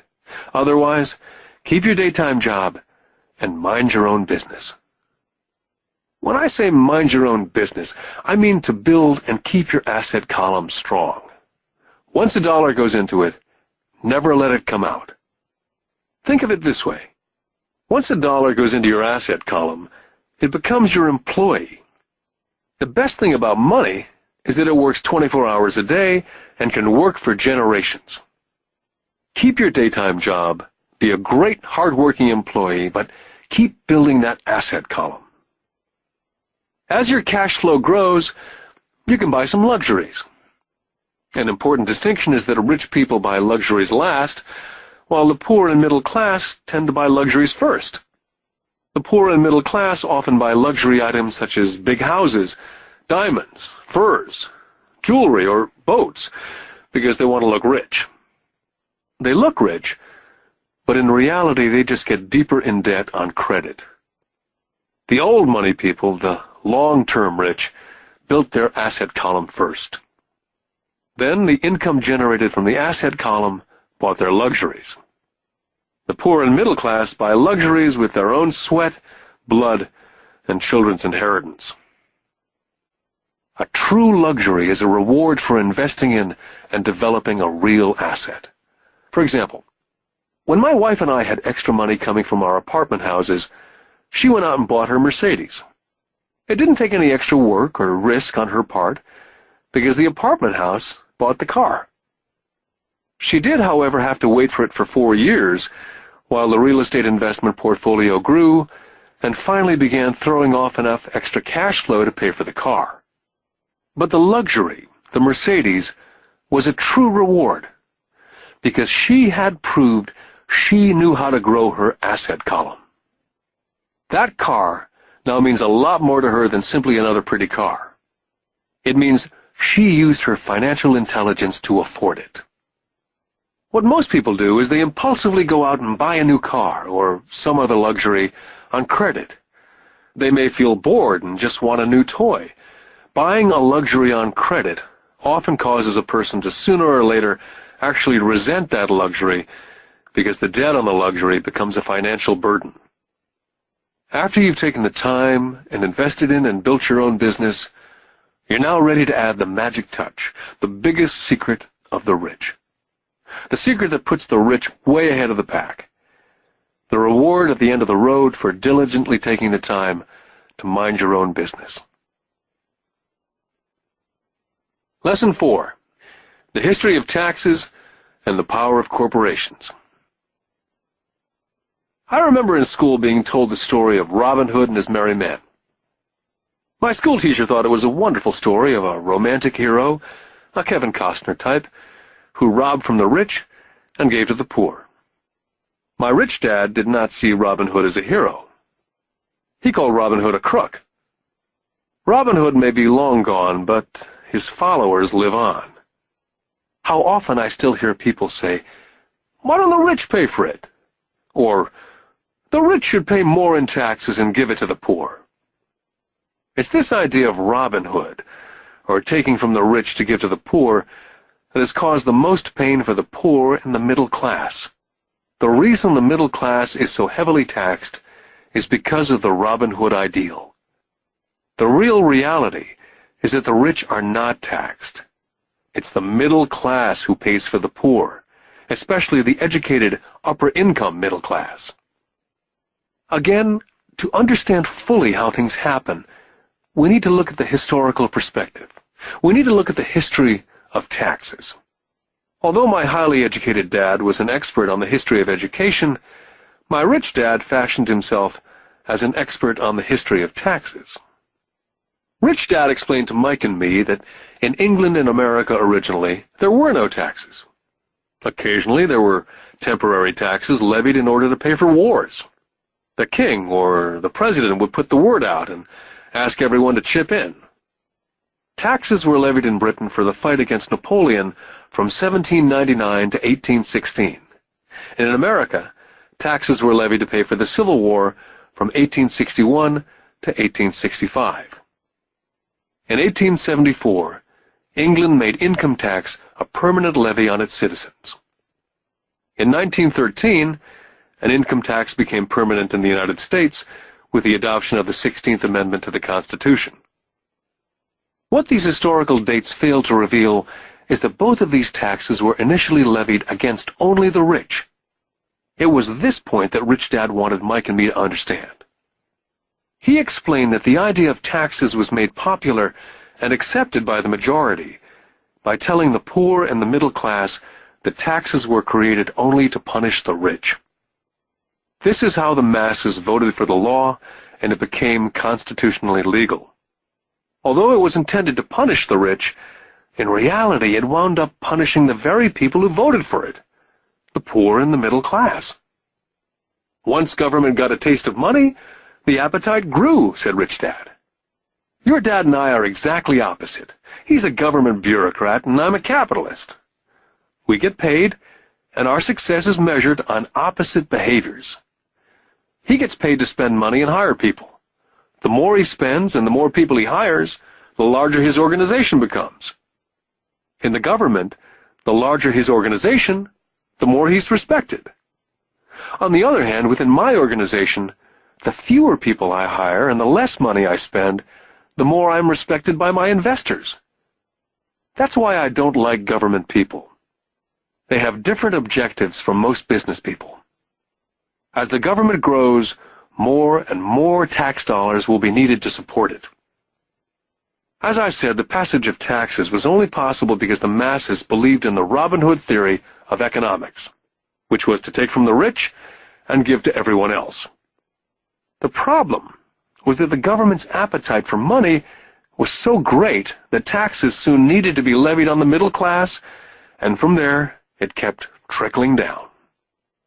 The rich, on the other hand, saw an opportunity. They did not play by the same set of rules. As I've stated, the rich already knew about corporations, which became popular in the days of sailing ships. The rich created a corporation as a vehicle to limit their risk to the assets of each voyage. The rich put their money into a corporation to finance the voyage.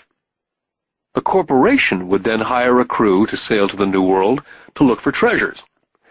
If the ship was lost, the crew lost their lives, but the loss to the rich would be limited only to the money they invested for that particular voyage.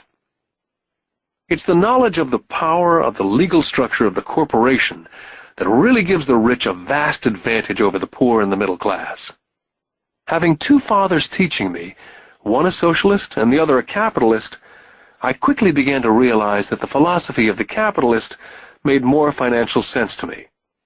It seemed to me that the socialists ultimately penalized themselves due to their lack of financial education. No matter what the take-from-the-rich crowd came up with, the rich always found a way to outsmart them. That is how taxes were eventually levied on the middle class. The rich outsmarted the intellectuals solely because they understood the power of money, a subject not taught in schools. How did the rich outsmart the intellectuals? Once the take-from-the-rich tax was passed, cash started flowing into government coffers. Initially, people were happy. Money was handed out to government workers and the rich. It went to government workers in the form of jobs and pensions. It went to the rich via their factories receiving government contracts. The government became a large pool of money, but the problem was the fiscal management of that money. There really is no recirculation. In other words, the government policy, if you were a government bureaucrat, was to avoid having excess money. If you failed to spend your allotted funding, you risked losing it in the next budget. You'd certainly not be recognized for being efficient. Business people, on the other hand, are rewarded for having excess money and are recognized for their efficiency. As this cycle of growing government spending continued, the demand for money increased, and the tax-the-rich idea was now being adjusted to include lower income levels, down to the very people who voted it in, the poor and the middle class. True capitalists use their financial knowledge to simply find a way to escape. They headed back to the protection of a corporation. A corporation protects the rich. But what many people who've never formed a corporation do not know is that a corporation is not really a thing.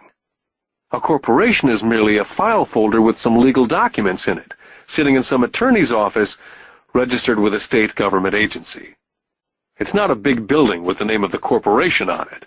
It's not a factory or a group of people. A corporation is merely a legal document that creates a legal body without a soul.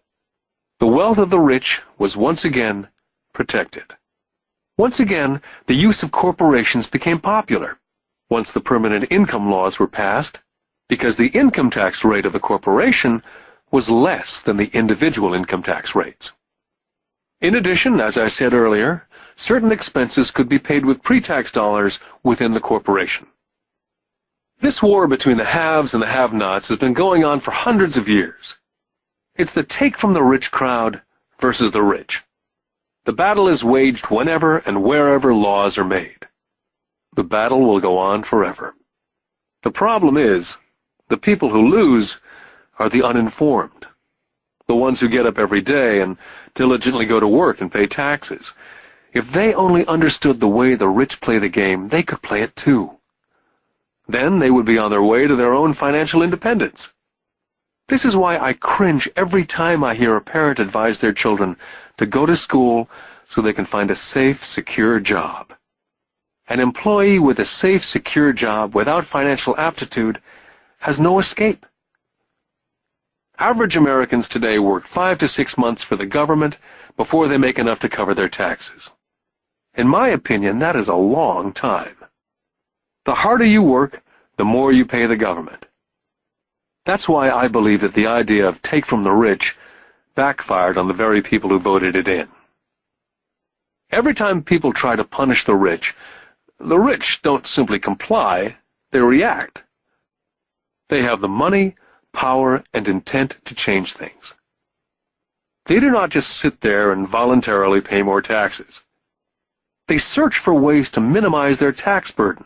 They hire smart attorneys and accountants and persuade politicians to change laws or create legal loopholes. They have the resources to effect change. The poor and the middle class do not have the same resources. They sit there and let the government's needles enter their arm and allow the blood donation to begin. Today, I'm constantly shocked at the number of people who pay more taxes or take fewer deductions simply because they are afraid of the government. And I do know how frightening and intimidating a government tax agent can be. I have had friends who have had their businesses shut down and destroyed, only to find out it was a mistake on the part of the government. I realize all that. But the price of working from January to mid-May is a high price to pay for that intimidation. My poor dad never fought back. My rich dad didn't either. He just played the game smarter, and he did it through corporations, the biggest secret of the rich. My highly educated dad always encouraged me to seek a good job with a strong corporation. He spoke of the virtues of working your way up the corporate ladder. He didn't understand that by relying solely on a paycheck from a corporate employer, I would be a docile cow ready for milking. When I told my rich dad of my father's advice, he only chuckled. "Why not own the ladder?" was all he said. As a young boy, I didn't understand what Rich Dad meant by owning my own corporation. It was an idea that seemed impossible and intimidating. Although I was excited by the idea, my youth would not let me envision the possibility that grown-ups would someday work for a company I would own. The point is, if not for my rich dad, I would have probably followed my educated dad's advice. It was merely the occasional reminder of my rich dad that kept the idea of owning my own corporation alive and kept me on a different path. By the time I was 15 or 16, I knew I was not going to continue down the path my educated dad was recommending. I did not know how I was going to do it, but I was determined not to head in the direction most of my classmates were heading. That decision changed my life. It was not until I was in my mid-20s that my rich dad's advice began to make more sense. I was just out of the Marine Corps and working for Xerox. I was making a lot of money, but every time I looked at my paycheck, I was always disappointed. The deductions were so large, and the more I worked, the greater the deductions. As I became more successful, my bosses talked about promotions and raises. It was flattering, but I could hear my rich dad asking me in my ear, "Who are you working for? Who are you making rich?" In 1974, while still an employee for Xerox, I formed my first corporation and began minding my own business. There were already a few assets in my asset column, but now I was determined to focus on making it bigger. Those paychecks with all the deductions made all the years of my rich dad's advice make total sense. I could see the future if I followed my educated dad's advice. Many employers feel that advising their workers to mind their own business is bad for business. I'm sure it can be for certain individuals, but for me, focusing on my own business, developing assets, made me a better employee. I now had a purpose. I came in early and worked diligently, amassing as much money as possible so I could begin investing in real estate. Hawaii was just set to boom, and there were fortunes to be made. The more I realized we were in the beginning stages of a boom, the more Xerox machines I sold. The more I sold, the more money I made, and of course, the more deductions there were from my paycheck. It was inspiring. I wanted out of the trap of being an employee so badly that I worked harder, not less. By 1978, I was consistently one of the top 5 salespeople in sales, often number 1. I badly wanted out of the rat race. In less than 3 years, I was making more in my own little corporation, which was a real estate holding company, than I was making at Xerox. And the money I was making in my asset column in my own corporation was money working for me, not me pounding on doors selling copiers. My rich dad's advice made much more sense. Soon the cash flow from my properties was so strong that my company bought me my first Porsche. My fellow Xerox salespeople thought I was spending my commissions. I wasn't. I was investing my commissions in assets. My money was working hard to make more money. Each dollar in my asset column was a great employee, working hard to make more employees and buy the boss a new Porsche with before-tax dollars. I began to work harder for Xerox. The plan was working, and my Porsche was the proof. By using the lessons I learned from my rich dad, I was able to get out of the proverbial rat race of being an employee at an early age. It was made possible because of the strong financial knowledge I'd acquired through these lessons. Without this financial knowledge, which I call my financial IQ, my road to financial independence would have been much more difficult. I now teach others through financial seminars in the hope that I may share my knowledge with them. Whenever I do my talks, I remind people that financial IQ is made up of knowledge from 4 broad areas of expertise. The first area is accounting, what I call financial literacy, a vital skill if you want to build an empire.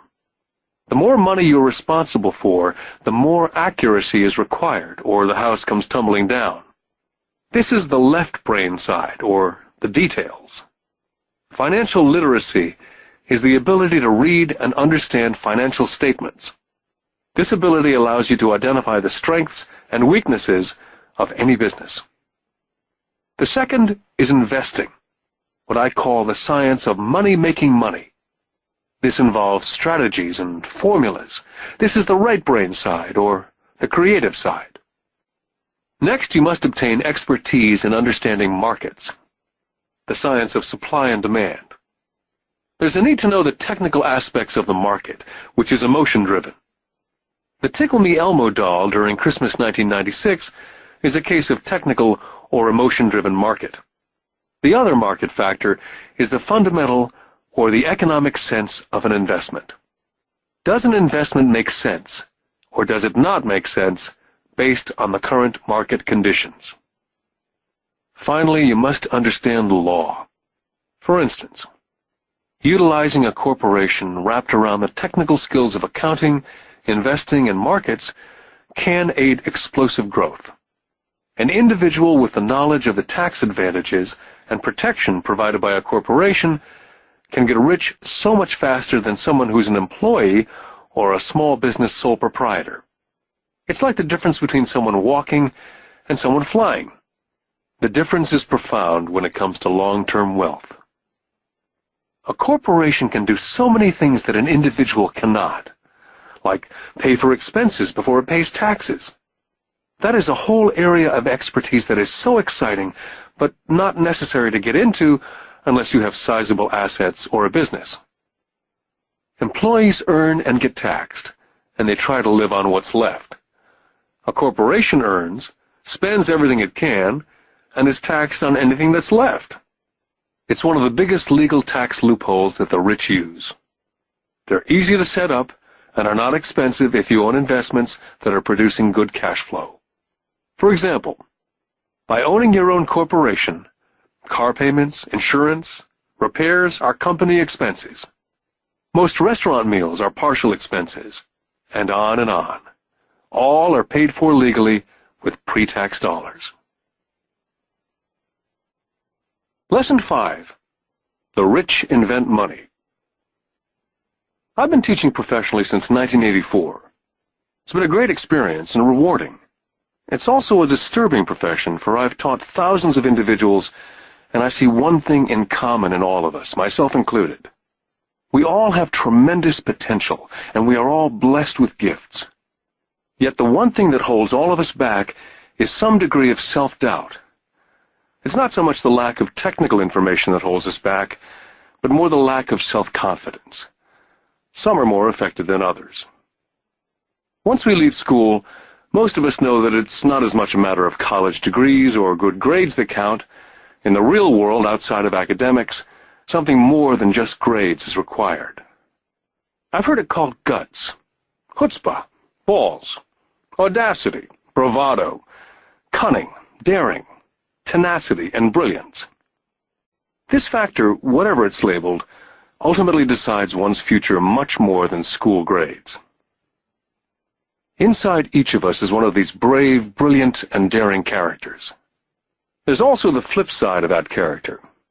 People who could get down on their knees and beg if necessary. After a year in Vietnam as a Marine Corps pilot, I intimately got to know both of those characters inside of me.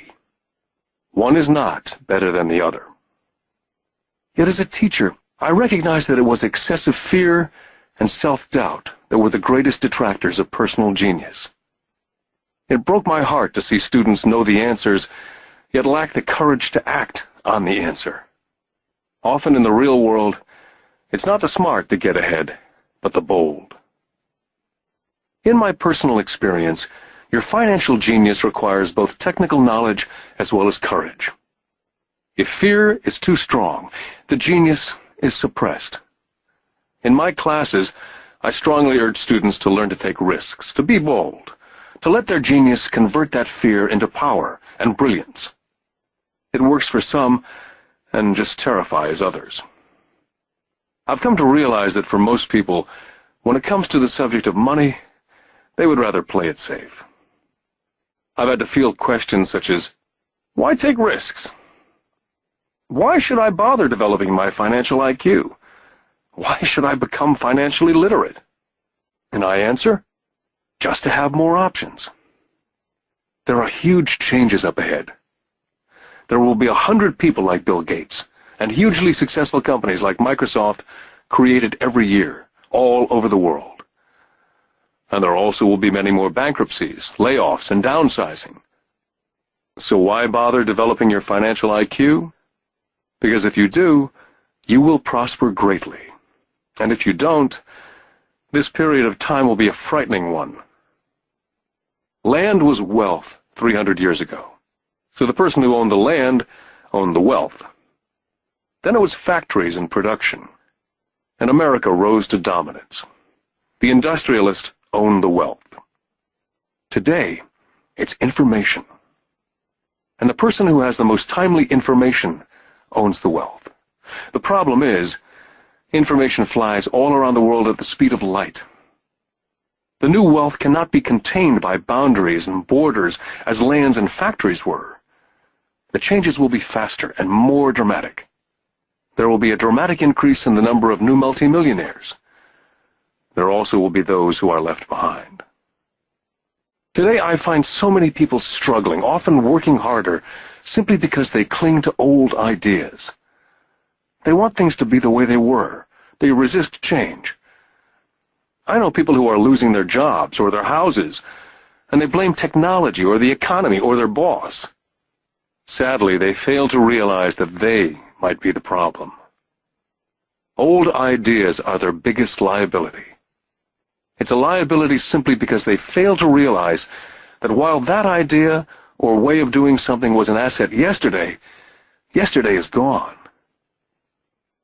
One afternoon I was teaching investing, using a game I'd invented, cash flow, as a teaching tool. A friend had brought someone along to attend the class. This friend of a friend was recently divorced, had been badly burned in a divorce settlement, and was now searching for some answers. Her friend thought the class might help. The game was designed to help people learn how money works. In playing the game, they learn about the interaction of the income statement with the balance sheet. They learn how cash flows between the two, and how the road to wealth is through striving to increase your monthly cash flow from the asset column to the point that it exceeds your monthly expenses. Once you accomplish this, you're able to get out of the rat race and onto the fast track. As I've said, some people hate the game, some love it, and others miss the point. This woman missed a valuable opportunity to learn something. In the opening round, she drew a doodad card with the boat on it. At first she was happy. Oh, I've got the boat! Then, as her friend tried to explain how the numbers worked on her income statement and balance sheet, she got frustrated because she had never liked math. The rest of her table waited while her friend continued explaining the relationship between the income statement, balance sheet, and monthly cash flow. Suddenly, when she realized how the numbers worked, it dawned on her that her boat was eating her alive. Later on in the game, she was also downsized and had a child. It was a horrible game for her. After the class, her friend came by and told me that she was upset. She'd come to the class to learn about investing and did not like the idea that it took so long to play a silly game. Her friend attempted to tell her to look within herself, to see if the game reflected on herself in any way. With that suggestion, the woman demanded her money back. She said that the very idea that a game could be a reflection of her was ridiculous. Her money was promptly refunded, and she left. Since 1984, I have made millions simply by doing what the school system does not. In school, most teachers lecture. I hated lectures as a student. I was soon bored, and my mind would drift. In 1984, I began teaching via games and simulations. I always encouraged adult students to look at games as reflecting back to what they know and what they needed to learn.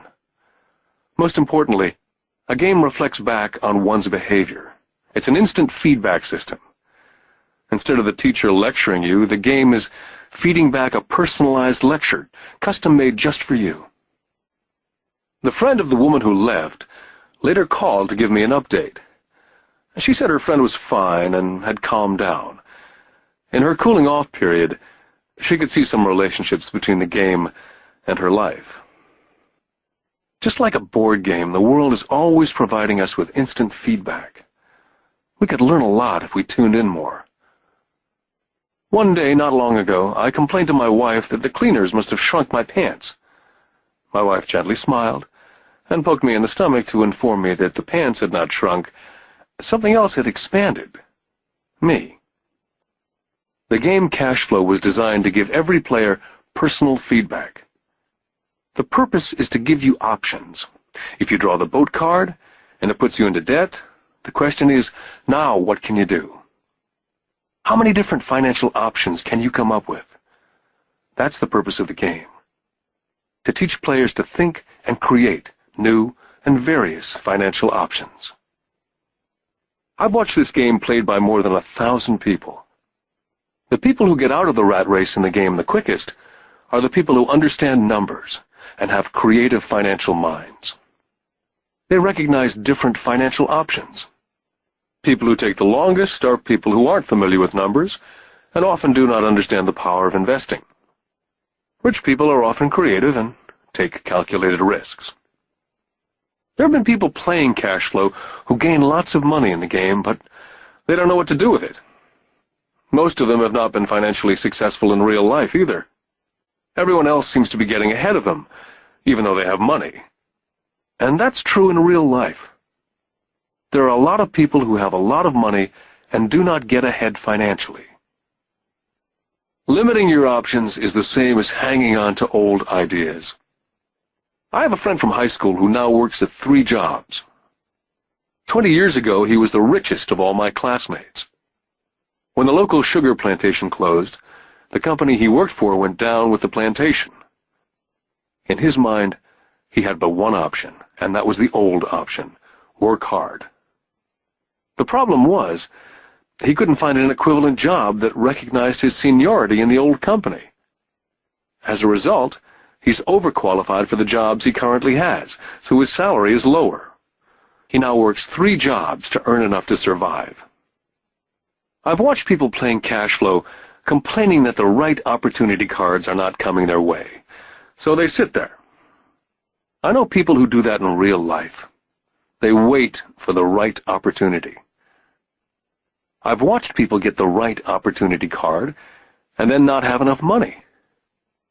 Then they complain they would have gotten out of the rat race if they'd had more money. So they sit there. I know people in real life who do that also.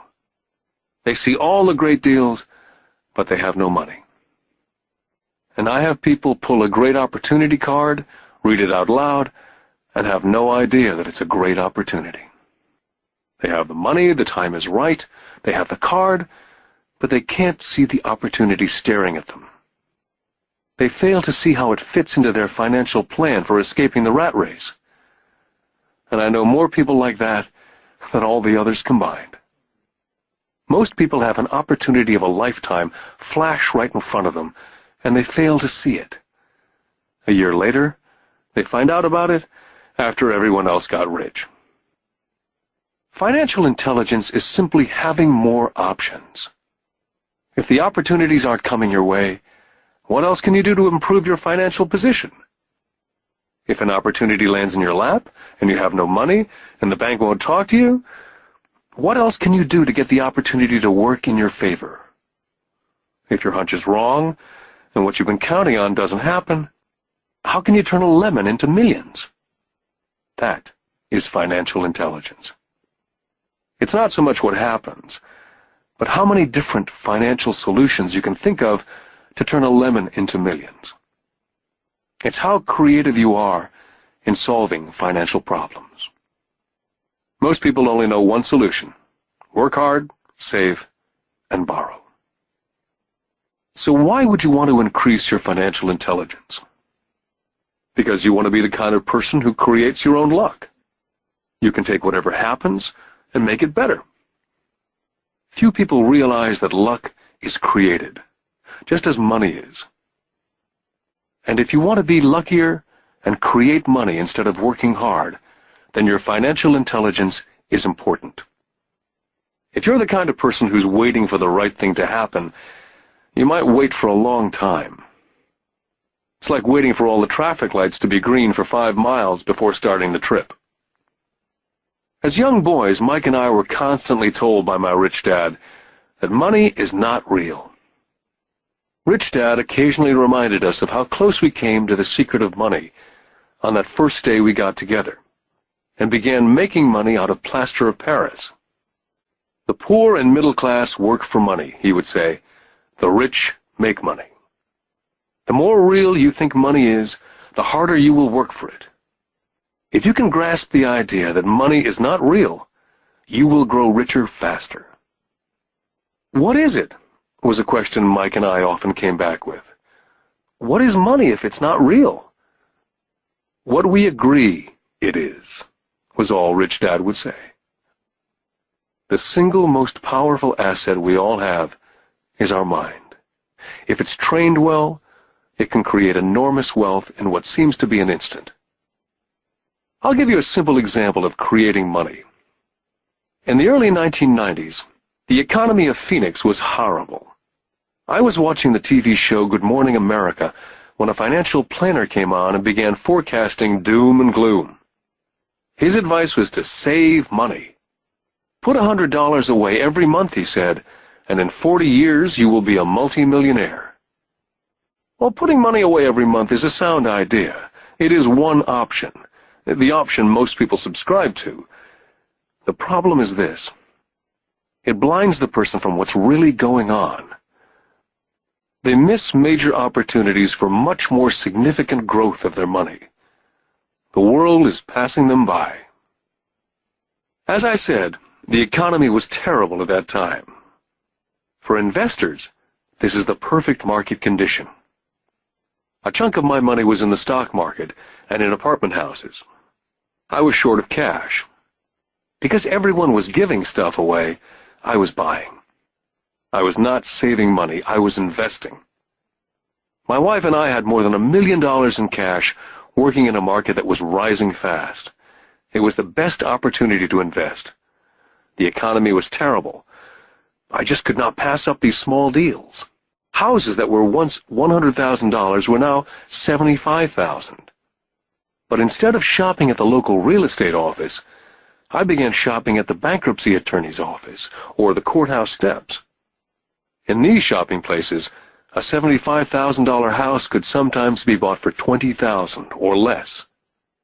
For $2,000, which was loaned to me from a friend for 90 days for $200, I gave an attorney a cashier's check as a down payment. While the acquisition was being processed, I ran an ad in the paper advertising a $75,000 house for only $60,000 and no money down. The phone rang hard and heavy. Prospective buyers were screened, and once the property was legally mine, all the prospective buyers were allowed to look at the house. It was a feeding frenzy. The house sold in a few minutes. I asked for a $2,500 processing fee, which they gladly handed over, and the escrow and title company took over from there. I returned the $2,000 to my friend with an additional $200. He was happy, the home buyer was happy, the attorney was happy, and I was happy. I'd sold a house for $60,000 that cost me $20,000. The $40,000 was created from money in my asset column in the form of a promissory note from the buyer. Total working time, 5 hours. During this depressed market, my wife and I were able to do 6 of these simple transactions in our spare time. While the bulk of our money was in larger properties in the stock market, we were able to create more than $190,000 in assets, notes at 10% interest, in those 6 buy, create, and sell transactions. That comes to approximately $19,000 a year income, much of it sheltered through our private corporation. Much of that $19,000 a year goes to pay for our company cars, gas, trips, insurance, dinners with clients, and other things. By the time the government gets a chance to tax that income, it's been spent on legally allowed pre-tax expenses. This was a simple example of how money is invented, created, and protected using financial intelligence. Ask yourself how long it would take to save $190,000. Would the bank pay you 10% interest on your money? And the note is good for 30 years. I hope they never pay me the $190,000. I have to pay a tax if they pay me the principal. And besides, $19,000 paid over 30 years is a little over $500,000 in income. The math is simple. You don't need algebra or calculus. I don't write much because the escrow company handles the legal transaction and the servicing of the payments. I have no roofs to fix or toilets to unplug because the owners do that. It's their house. Occasionally someone does not pay, and that's wonderful because there are late fees, or they move out and the property is sold again. The court system handles that. And it may not work in your area. The market conditions may be different, but the example illustrates how a simple financial process can create hundreds of thousands of dollars with little money and low risk. It's an example of money being only an agreement. Anyone with a high school education can do it. Yet most people won't. Most people listen to the standard advice of work hard and save money. For about 30 hours of work, approximately $190,000 was created in the asset column, and no taxes were paid. Now you may understand why I silently shake my head when I hear parents say, "My child is doing well in school and receiving a good education." It may be good, but is it adequate? I know the above investment strategy is a small one. It's used to illustrate how small can grow into big. My success reflects the importance of a strong financial foundation, which starts with strong financial education. Financial intelligence is made up of these 4 main technical skills. Number 1, financial literacy, the ability to read numbers. Number 2, investment strategies, the science of making money. Number 3, the market, supply and demand. Alexander Graham Bell gave the market what it wanted, and AT&T was born. So did Bill Gates. A $75,000 house offered for $60,000 that cost $20,000 was also the result of seizing an opportunity created by the market. Somebody was buying and someone was selling. Number 4, the law. The awareness of accounting, corporate, state, and national rules and regulations. I recommend playing within the rules. It's this basic foundation, or the combination of these skills, that's needed to be successful in the pursuit of wealth. Whether it be through the buying of small homes, large apartments, companies, stocks, bonds, mutual funds, precious metals, baseball cards, or the like. Personally, I use 2 main vehicles to achieve financial growth: real estate and small stocks. I use real estate as my foundation. Day in and day out, my properties provide cash flow and occasional spurts of growth in value. The small-cap stocks are used for fast growth. I do not recommend anything that I do. The examples are just that, examples. If the opportunity is too complex, and I do not understand the investment, I don't do it. Simple math and common sense is all that's needed to do well financially.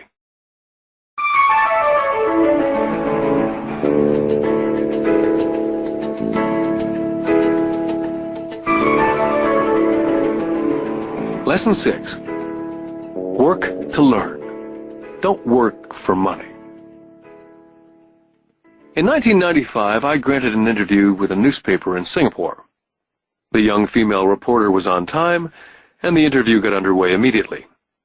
We sat in the lobby of a luxurious hotel, sipping coffee and discussing the purpose of my visit to Singapore. I was to share the platform with Zig Ziglar. He was speaking on motivation, and I was speaking on the secrets of the rich. "Someday I'd like to be a best-selling author like you," she said. I'd seen some of the articles she'd written for the paper, and I was impressed. She had a tough, clear style of writing. Her articles held a reader's interest. "You have a great style," I said in reply. "What holds you back from achieving your dream?" "My work doesn't seem to go anywhere," she said quietly. "Everyone says that my novels are excellent, but nothing happens, so I keep my job with the paper. At least it pays the bills." "Do you have any suggestions?" "Yes, I do," I said brightly. "A friend of mine here in Singapore runs a school that trains people to sell. He runs sales training courses for many of the top corporations here in Singapore. And I think attending one of his courses would greatly enhance your career." She stiffened. "Are you saying that I should go to school to learn to sell?" I nodded. "I have a master's degree in English literature. Why would I go to school to learn to be a salesperson? I'm a professional." She was now packing her briefcase forcibly. The interview was over. On the coffee table sat a copy of my first book. I picked it up as well as the notes that she jotted down on her legal pad. "Do you see this?" I said, pointing to her notes. She looked down at her notes. "What?" she said, confused. Again, I pointed deliberately to her notes. On her pad, she'd written, "Robert Kiyosaki, best-selling author." It says, best-selling author, not best-writing author. Her eyes widened immediately. "I'm a terrible writer. You're a great writer. I went to sales school. You have a master's degree.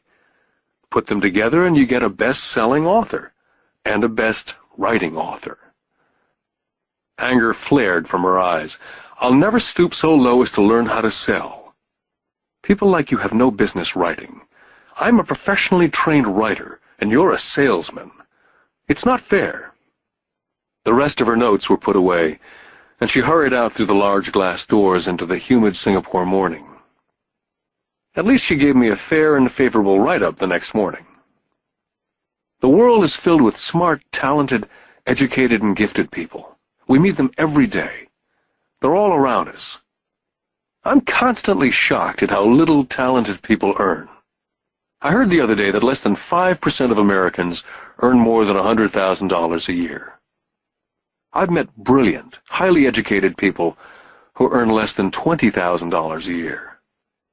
A business consultant who specializes in the medical trade was telling me how many doctors, dentists, and chiropractors struggle financially. All this time, I thought that when they graduated, the dollars would pour in. It was this business consultant who gave me the phrase, "They are one skill away from great wealth." What this phrase means is that most people need only to learn and master one more skill, and their income would jump exponentially. I have mentioned before that financial intelligence is a synergy of accounting, investing, marketing, and law. Combine these 4 technical skills, and making money with money is easier. When it comes to money, the only skill most people know is to work hard. The classic example of a synergy of skills was that young writer for the newspaper. If she diligently learned the skills of sales and marketing, her income would jump dramatically. If I were her, I would take some courses in advertising, copywriting, as well as sales. Then instead of working at the newspaper, I would seek a job at an advertising agency. Even if it were a cut in pay, she'd learn how to communicate in shortcuts that are used in successful advertising. She also would spend time learning public relations, an important skill. She would learn how to get millions in free publicity. Then at night and on weekends, She could be writing her great novel. When it was finished, she'd be better able to sell her book. Then in a short while, she could be a best-selling author. When I graduated from the U.S. Merchant Marine Academy in 1969, my educated dad was happy. Standard Oil of California had hired me for its oil tanker fleet. I was the third mate, and the pay was low compared with my classmates, but it was okay for a first real job after college. My starting pay was about $42,000 a year, including overtime, and I only had to work for 7 months. I had 5 months of vacation.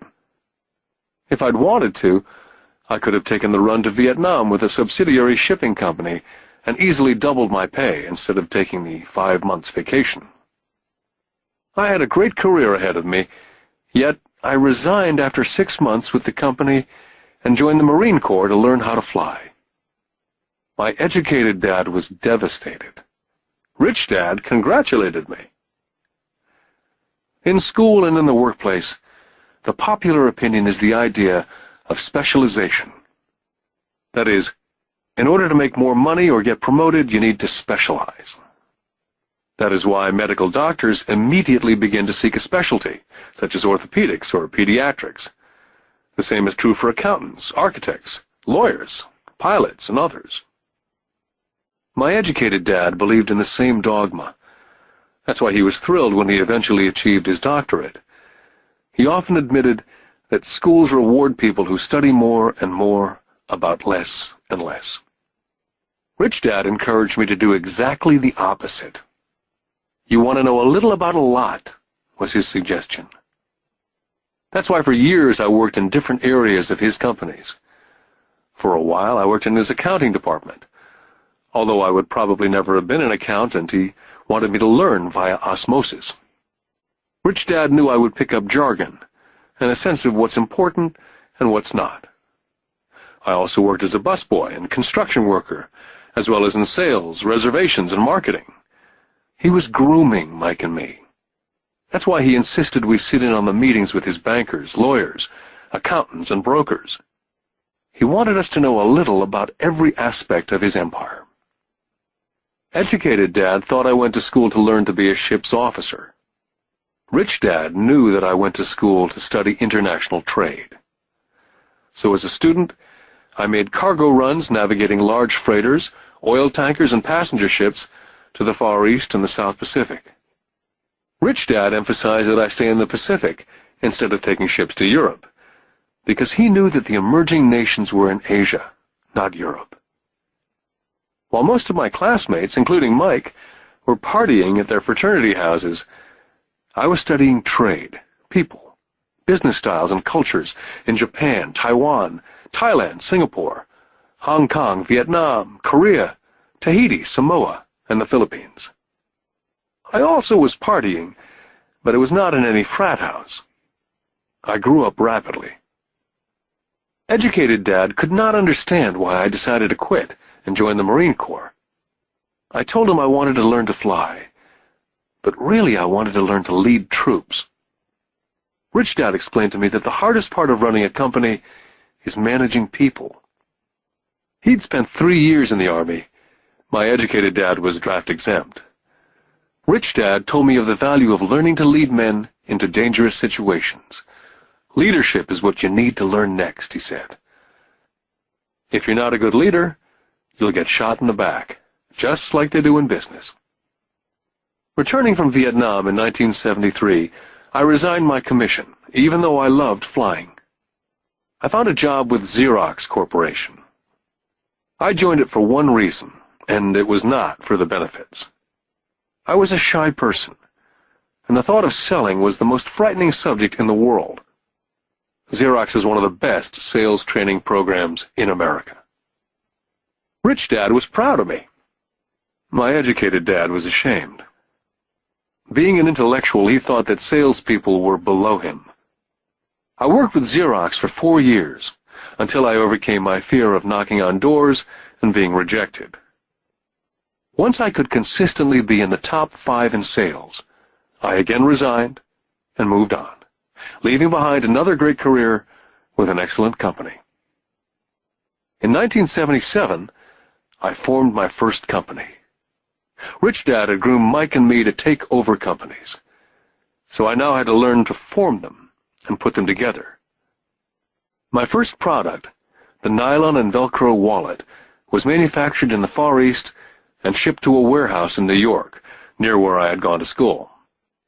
My formal education was complete, and it was time to test my wings. If I failed, I went broke. Rich Dad thought it best to go broke before 30. You still have time to recover, was his advice. On the eve of my 30th birthday, my first shipment left Korea for New York. Today, I still do business internationally, and as my rich dad encouraged me to do, I keep seeking the emerging nations.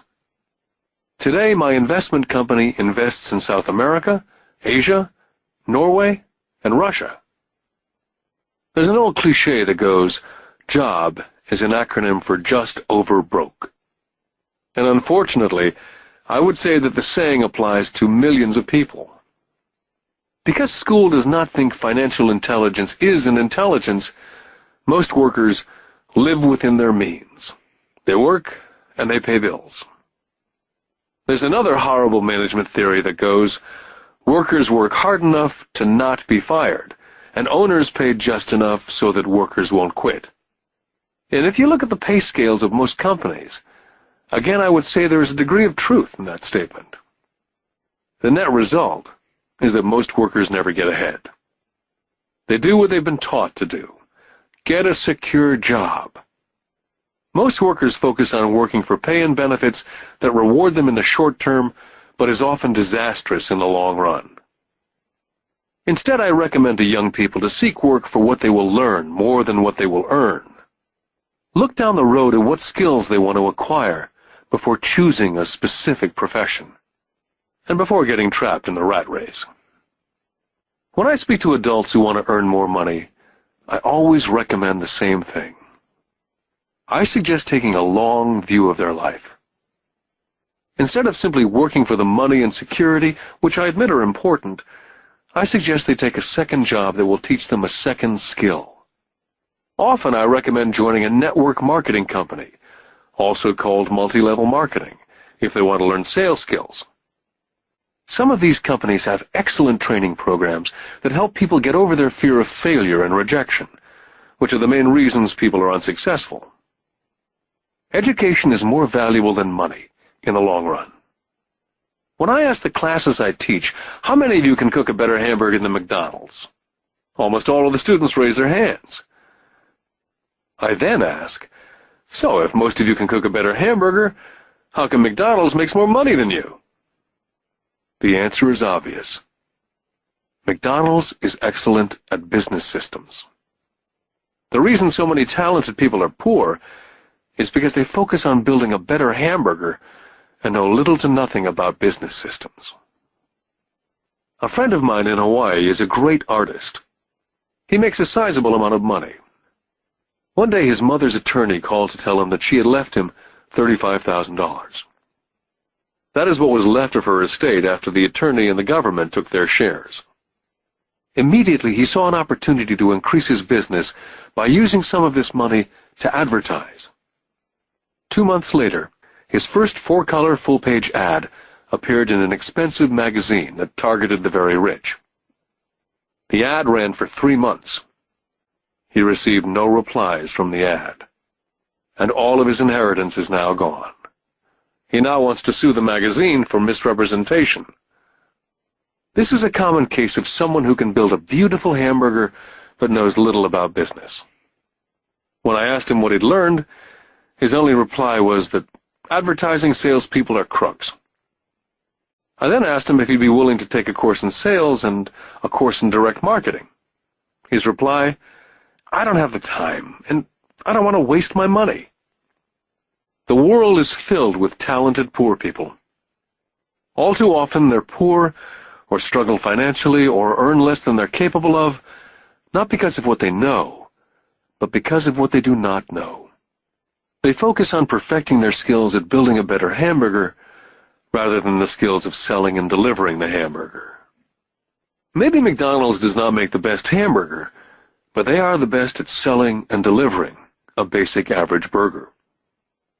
Poor Dad wanted me to specialize. That was his view on how to be paid more. Rich Dad advised that Mike and I groom ourselves. Many corporations do the same thing. They find a young, bright student out of business school and begin grooming that person to someday take over the company. So these bright young employees do not specialize in one department. They're moved from department to department to learn all the aspects of business systems. The rich often groom their children or the children of others. By doing so, their children gain an overall knowledge of the operations of the business and how the various departments interrelate. For the World War II generation, it was considered bad to skip from company to company. Today, it's considered smart. Since people will skip from company to company rather than seek greater specialization, why not seek to learn more than earn? In the short term, it may earn you less. In the long term, it will pay off in large dividends. The main management skills needed for success are the management of cash flow, the management of systems, including yourself and time with family, and the management of people. The most important specialized skills are sales and understanding marketing. It's the ability to sell, therefore to communicate to another human being, be it a customer, employee, boss, spouse, or child, that is the base skill of personal success. It is communication skills such as writing, speaking, and negotiating that are crucial to a life of success. It's a skill that I work on constantly, attending courses or buying educational tapes to expand my knowledge. Rich Dad encouraged Mike and me to know a little about a lot. He encouraged us to work with people smarter than we were, and to bring smart people together to work as a team. Today it would be called a synergy of professional specialties. Today I meet ex-school teachers earning hundreds of thousands of dollars a year. They earn that much because they have specialized skills in their field, as well as other skills. They can teach as well as sell and market. I know of no other skills to be more important than selling as well as marketing. The skills of selling and marketing are difficult for most people, primarily due to their fear of rejection. The better you are at communicating, negotiating, and handling your fear of rejection, the easier life is. Just as I advised that newspaper writer who wanted to become a best-selling author, I advise anyone else today. Being technically specialized has its strengths as well as its weaknesses. I have friends who are geniuses, but they cannot communicate effectively with other human beings. And as a result, their earnings are pitiful. I advise them to just spend a year learning to sell. And even if they earn nothing, their communication skills will improve. And that is priceless. Getting started. I wish I could say acquiring wealth was easy for me, but it wasn't. So in response to the question, how do I start, I offer the thought process I go through on a day-by-day basis. It really is easy to find great deals. I promise you that. It's just like riding a bike. After a little wobbling, it's a piece of cake. But when it comes to money, it's the determination to get through the wobbling that's a personal thing. To find million-dollar deals of a lifetime requires us to call on our financial genius. I believe that each of us has a financial genius within us. The problem is, our financial genius lies asleep, waiting to be called upon. It lies asleep because our culture has educated us into believing that the love of money is the root of all evil. It's encouraged us to learn a profession so we can work for money, but failed to teach us how to have money work for us. It taught us not to worry about our financial future. Our company or the government would take care of us when our working days are over. However, it's our children, educated in the same school system, who will end up paying for it. The message is still to work hard, earn money, and spend it. And when we run short, we can always borrow more. Unfortunately, 90% of the Western world subscribes to the above dogma simply because it's easier to find a job and work for money. If you're not one of the masses, I offer you the following 10 steps to awaken your financial genius. I simply offer you the steps I have personally followed. If you want to follow some of them, great. If you don't, make up your own. Your financial genius is smart enough to develop its own list. Step number 1. I need a reason greater than reality. If you ask most people if they would like to be rich or financially free, they would say yes. But then reality sets in. The road seems too long with too many hills to climb. It's easier just to work for money and hand the excess over to your broker. A reason or a purpose is a combination of wants and don't wants. When people ask me what my reason for wanting to be rich is, it's a combination of deep emotional wants and don't wants. I will list a few. First, the don't wants, for they create the wants. I don't want to work all my life. I don't want what my parents aspired for, which was job security and a house in the suburbs. I don't like being an employee. Now the wants. I want to be free to travel the world and live in a lifestyle I love. I want to be young when I do this. I want to simply be free. I want control over my time and my life. I want money to work for me. Those are deep-seated emotional reasons. What are yours? As I said, I wish I could say it was easy. It wasn't. But it wasn't hard either. But without a strong reason or purpose, anything in life is hard. Step number 2. I choose daily. The power of choice. That is the main reason people want to live in a free country. We want the power to choose. Financially, with every dollar we get in our hands, we hold the power to choose our future to be rich, poor, or middle class. Our spending habits reflect who we are. Poor people simply have poor spending habits. Most people choose not to be rich. For 90% of the population, being rich is too much of a hassle. So they invent sayings that go, "I'm not interested in money," or "I'll never be rich," or "I don't have to worry, I'm still young," or "When I make some money, then I'll think about my future," or "My husband, wife handles the finances." The problem with those statements is they rob the person who chooses to think such thoughts of two things. One is time, which is your most precious asset, and 2 is learning. Just because you have no money, it shouldn't be an excuse to not learn. But that is a choice we all make daily, the choice of what we do with our time, our money, and what we put in our heads. That is the power of choice. All of us have choice. I just choose to be rich, and I make that choice every day. Step number 3. Choose friends carefully. First of all, I do not choose my friends by their financial statements. I have friends who have actually taken the vow of poverty, as well as friends who earn millions every year. The point is, I learn from all of them, and I consciously make the effort to learn from them. But there's one distinction that I'd like to point out. I've noticed that my friends with money talk about money, and I do not mean brag. They're interested in the subject, so I learn from them and they learn from me. My friends whom I know are in dire straits financially do not like talking about money, business, or investing. They often think it rude. So I also learn from my friends who struggle financially. I find out what not to do. Step number 4. Master a formula and then learn a new one. In order to make bread, every baker follows a recipe, even if it's only held in their head. The same is true for making money. That's why money is often called dough.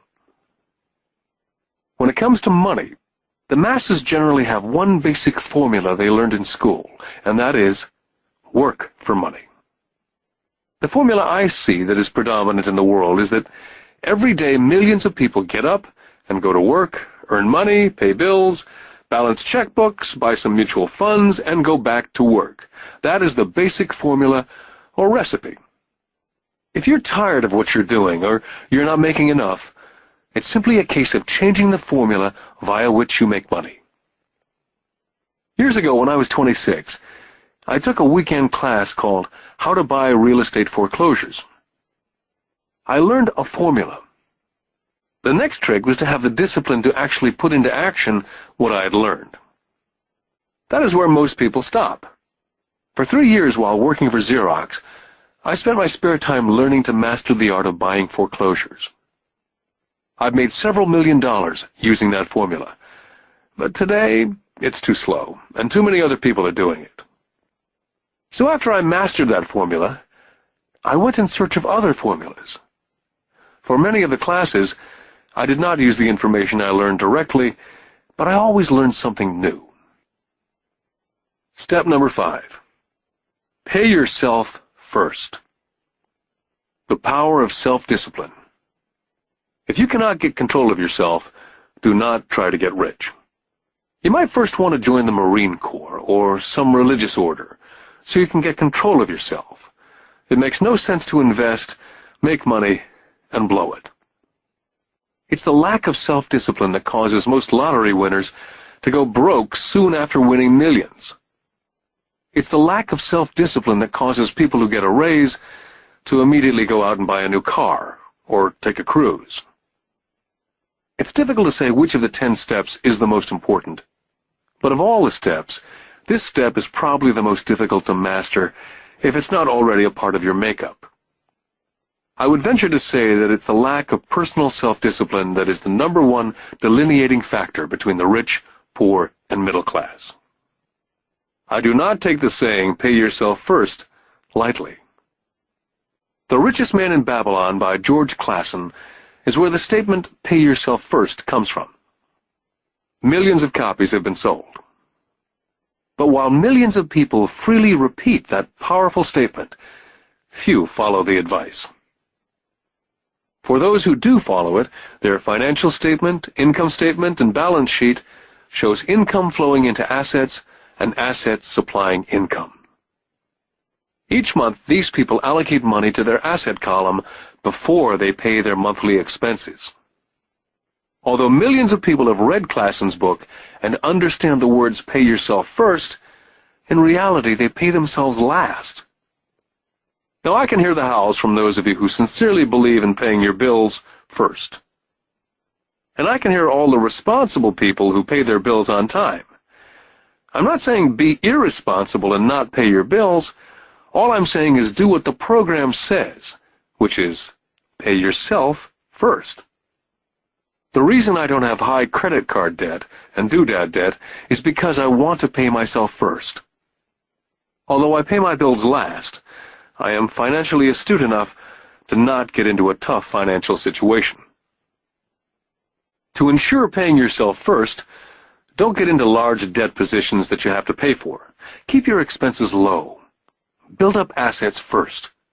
Then, buy the big house or a nice car. Being stuck in the rat race is not intelligent. And when you come up short, let the pressure build and don't dip into your savings or investments. Use the pressure to inspire your financial genius to come up with new ways of making more money and then pay your bills. You will have increased your ability to make more money as well as your financial intelligence. Step number 6. Pay your brokers well. I often see people posting a sign in front of their house that says, for sale by owner. Or I see on TV today many people claiming to be discount brokers. My rich dad taught me to take the opposite tack. He believed in paying professionals well, and I have adopted that policy also. Today I have expensive attorneys, accountants, real estate brokers, and stockbrokers. Why? Because if, and I do mean if, the people are professionals, Their services should make you money. And the more money they make, the more money I make. We live in an information age. Information is priceless. A good broker should provide you with information as well as take the time to educate you as to its meaning. Step number 7. Be an Indian giver. This is the power of getting something for nothing. When the first white settlers came to America, they were taken aback by a cultural practice some American Indians had. For example, if a settler was cold, the Indian would give the person a blanket. Mistaking it for a gift, the settler was often offended when the Indian asked for it back. The Indians also got upset when they realized the settlers did not want to give it back. That is where the term Indian giver came from. A simple cultural misunderstanding. In the world of the asset column, being an Indian giver is vital to wealth. The sophisticated investor's first question is, how fast do I get my money back? They also want to know what they get for free, also called a piece of the action.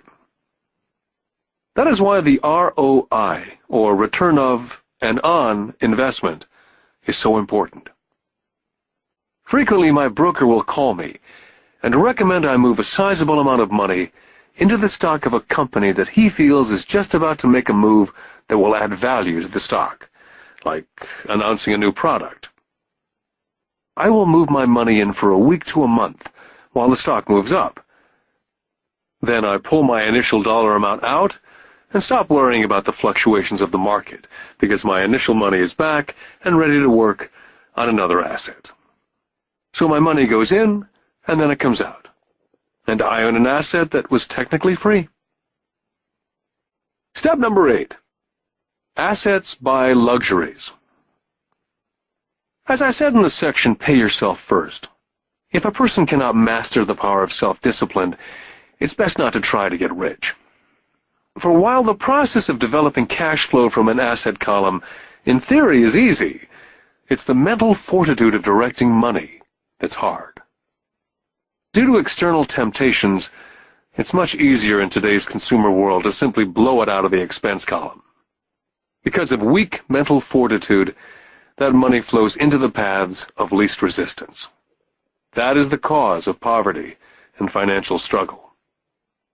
I love my luxuries as much as anyone else. The difference is, some people buy their luxuries on credit. It's the keep up with the Joneses trap. I use the income from my assets to buy my luxuries.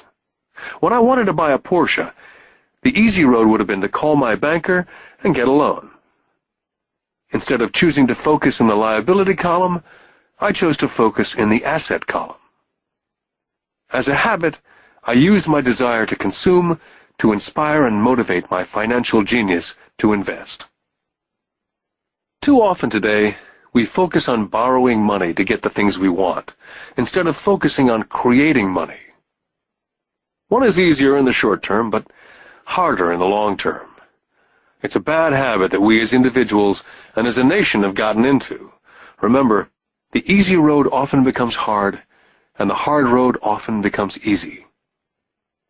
The earlier you can train yourself and those you love to be masters of money, the better. Money is a powerful force. Unfortunately, people use the power of money against them. If your financial intelligence is low, money will run all over you. It will be smarter than you. If money is smarter than you, you will work for it all your life.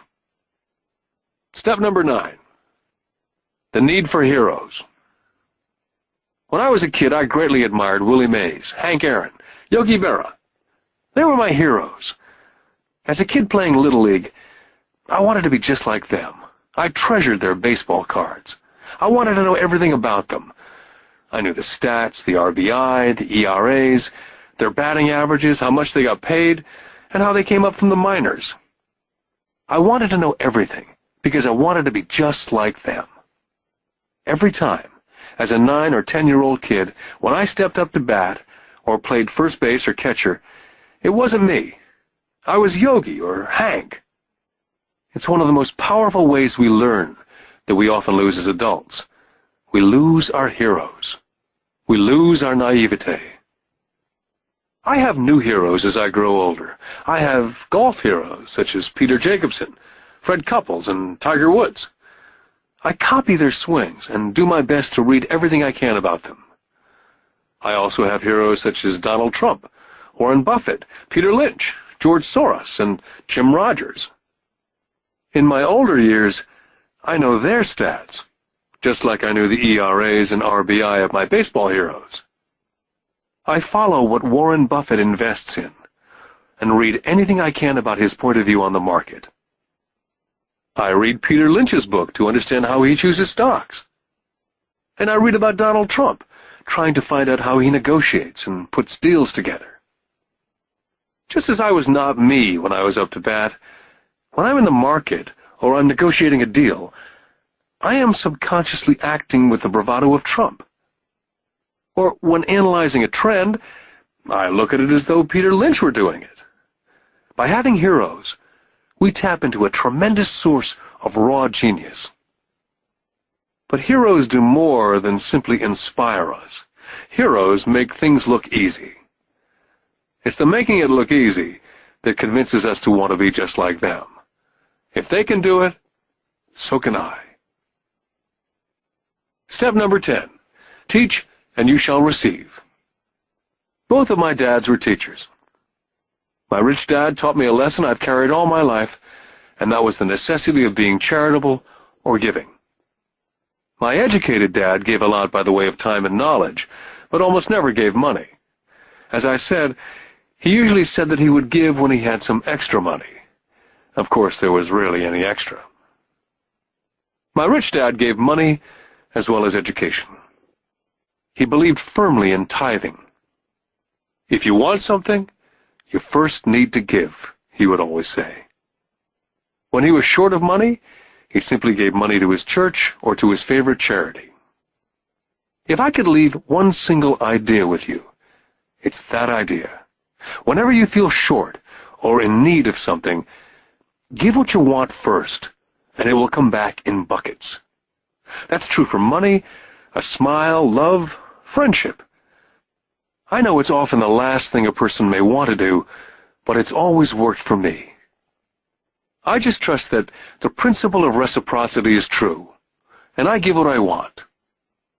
My rich dad would often say, poor people are more greedy than rich people. He would explain that if a person was rich, that person was providing something that other people wanted. In my life, over all these years, whenever I felt needy or short of money or short of help, I simply went out and found in my heart what I wanted and decided to give it first. And when I gave, it always came back. It reminds me of the story of the guy sitting with firewood in his arms on a cold, freezing night, and he's yelling at the pot-bellied stove, "When you give me some heat, then I'll put some wood in." And when it comes to money, love, happiness, sales, and contacts, all one needs to remember is first to give what you want, and it will come back in droves. My poor dad taught teachers, and he became a master teacher. My rich dad always taught young people his way of doing business. In retrospect, it was their generosity with what they knew that made them smarter. There are powers in this world that are much smarter than we are. You can get there on your own, but it's easier with the help of the powers that be. All you need to be is generous with what you have, and the powers will be generous with you. Take action. All of you were given two great gifts, your mind and your time. It is up to you to do what you please with both. With each dollar bill that enters your hand, you and only you have the power to determine your destiny. Spend it foolishly, you choose to be poor. Spend it on liabilities, you join the middle class. Invest it in your mind and learn how to acquire assets, and you will be choosing wealth as your goal and your future. The choice is yours and only yours. With every day, with every dollar, you decide to be rich, poor, or middle class. Choose to share this knowledge with your children, and you choose to prepare them for the world that awaits. No one else will. You and your children's future will be determined by choices you make today, not tomorrow. This has been a Time Warner Audiobooks production of Rich Dad, Poor Dad, written by Robert Kiyosaki with Sharon L. Lechter, CPA, and read by Stephen Hoy, featuring an introduction by Robert Kiyosaki. Executive producer, Maya Thomas. Produced and directed by John Brunette. Text abridged by John Whitman. Text edited by William Whittington. Production coordinated by Daniel Metcalf.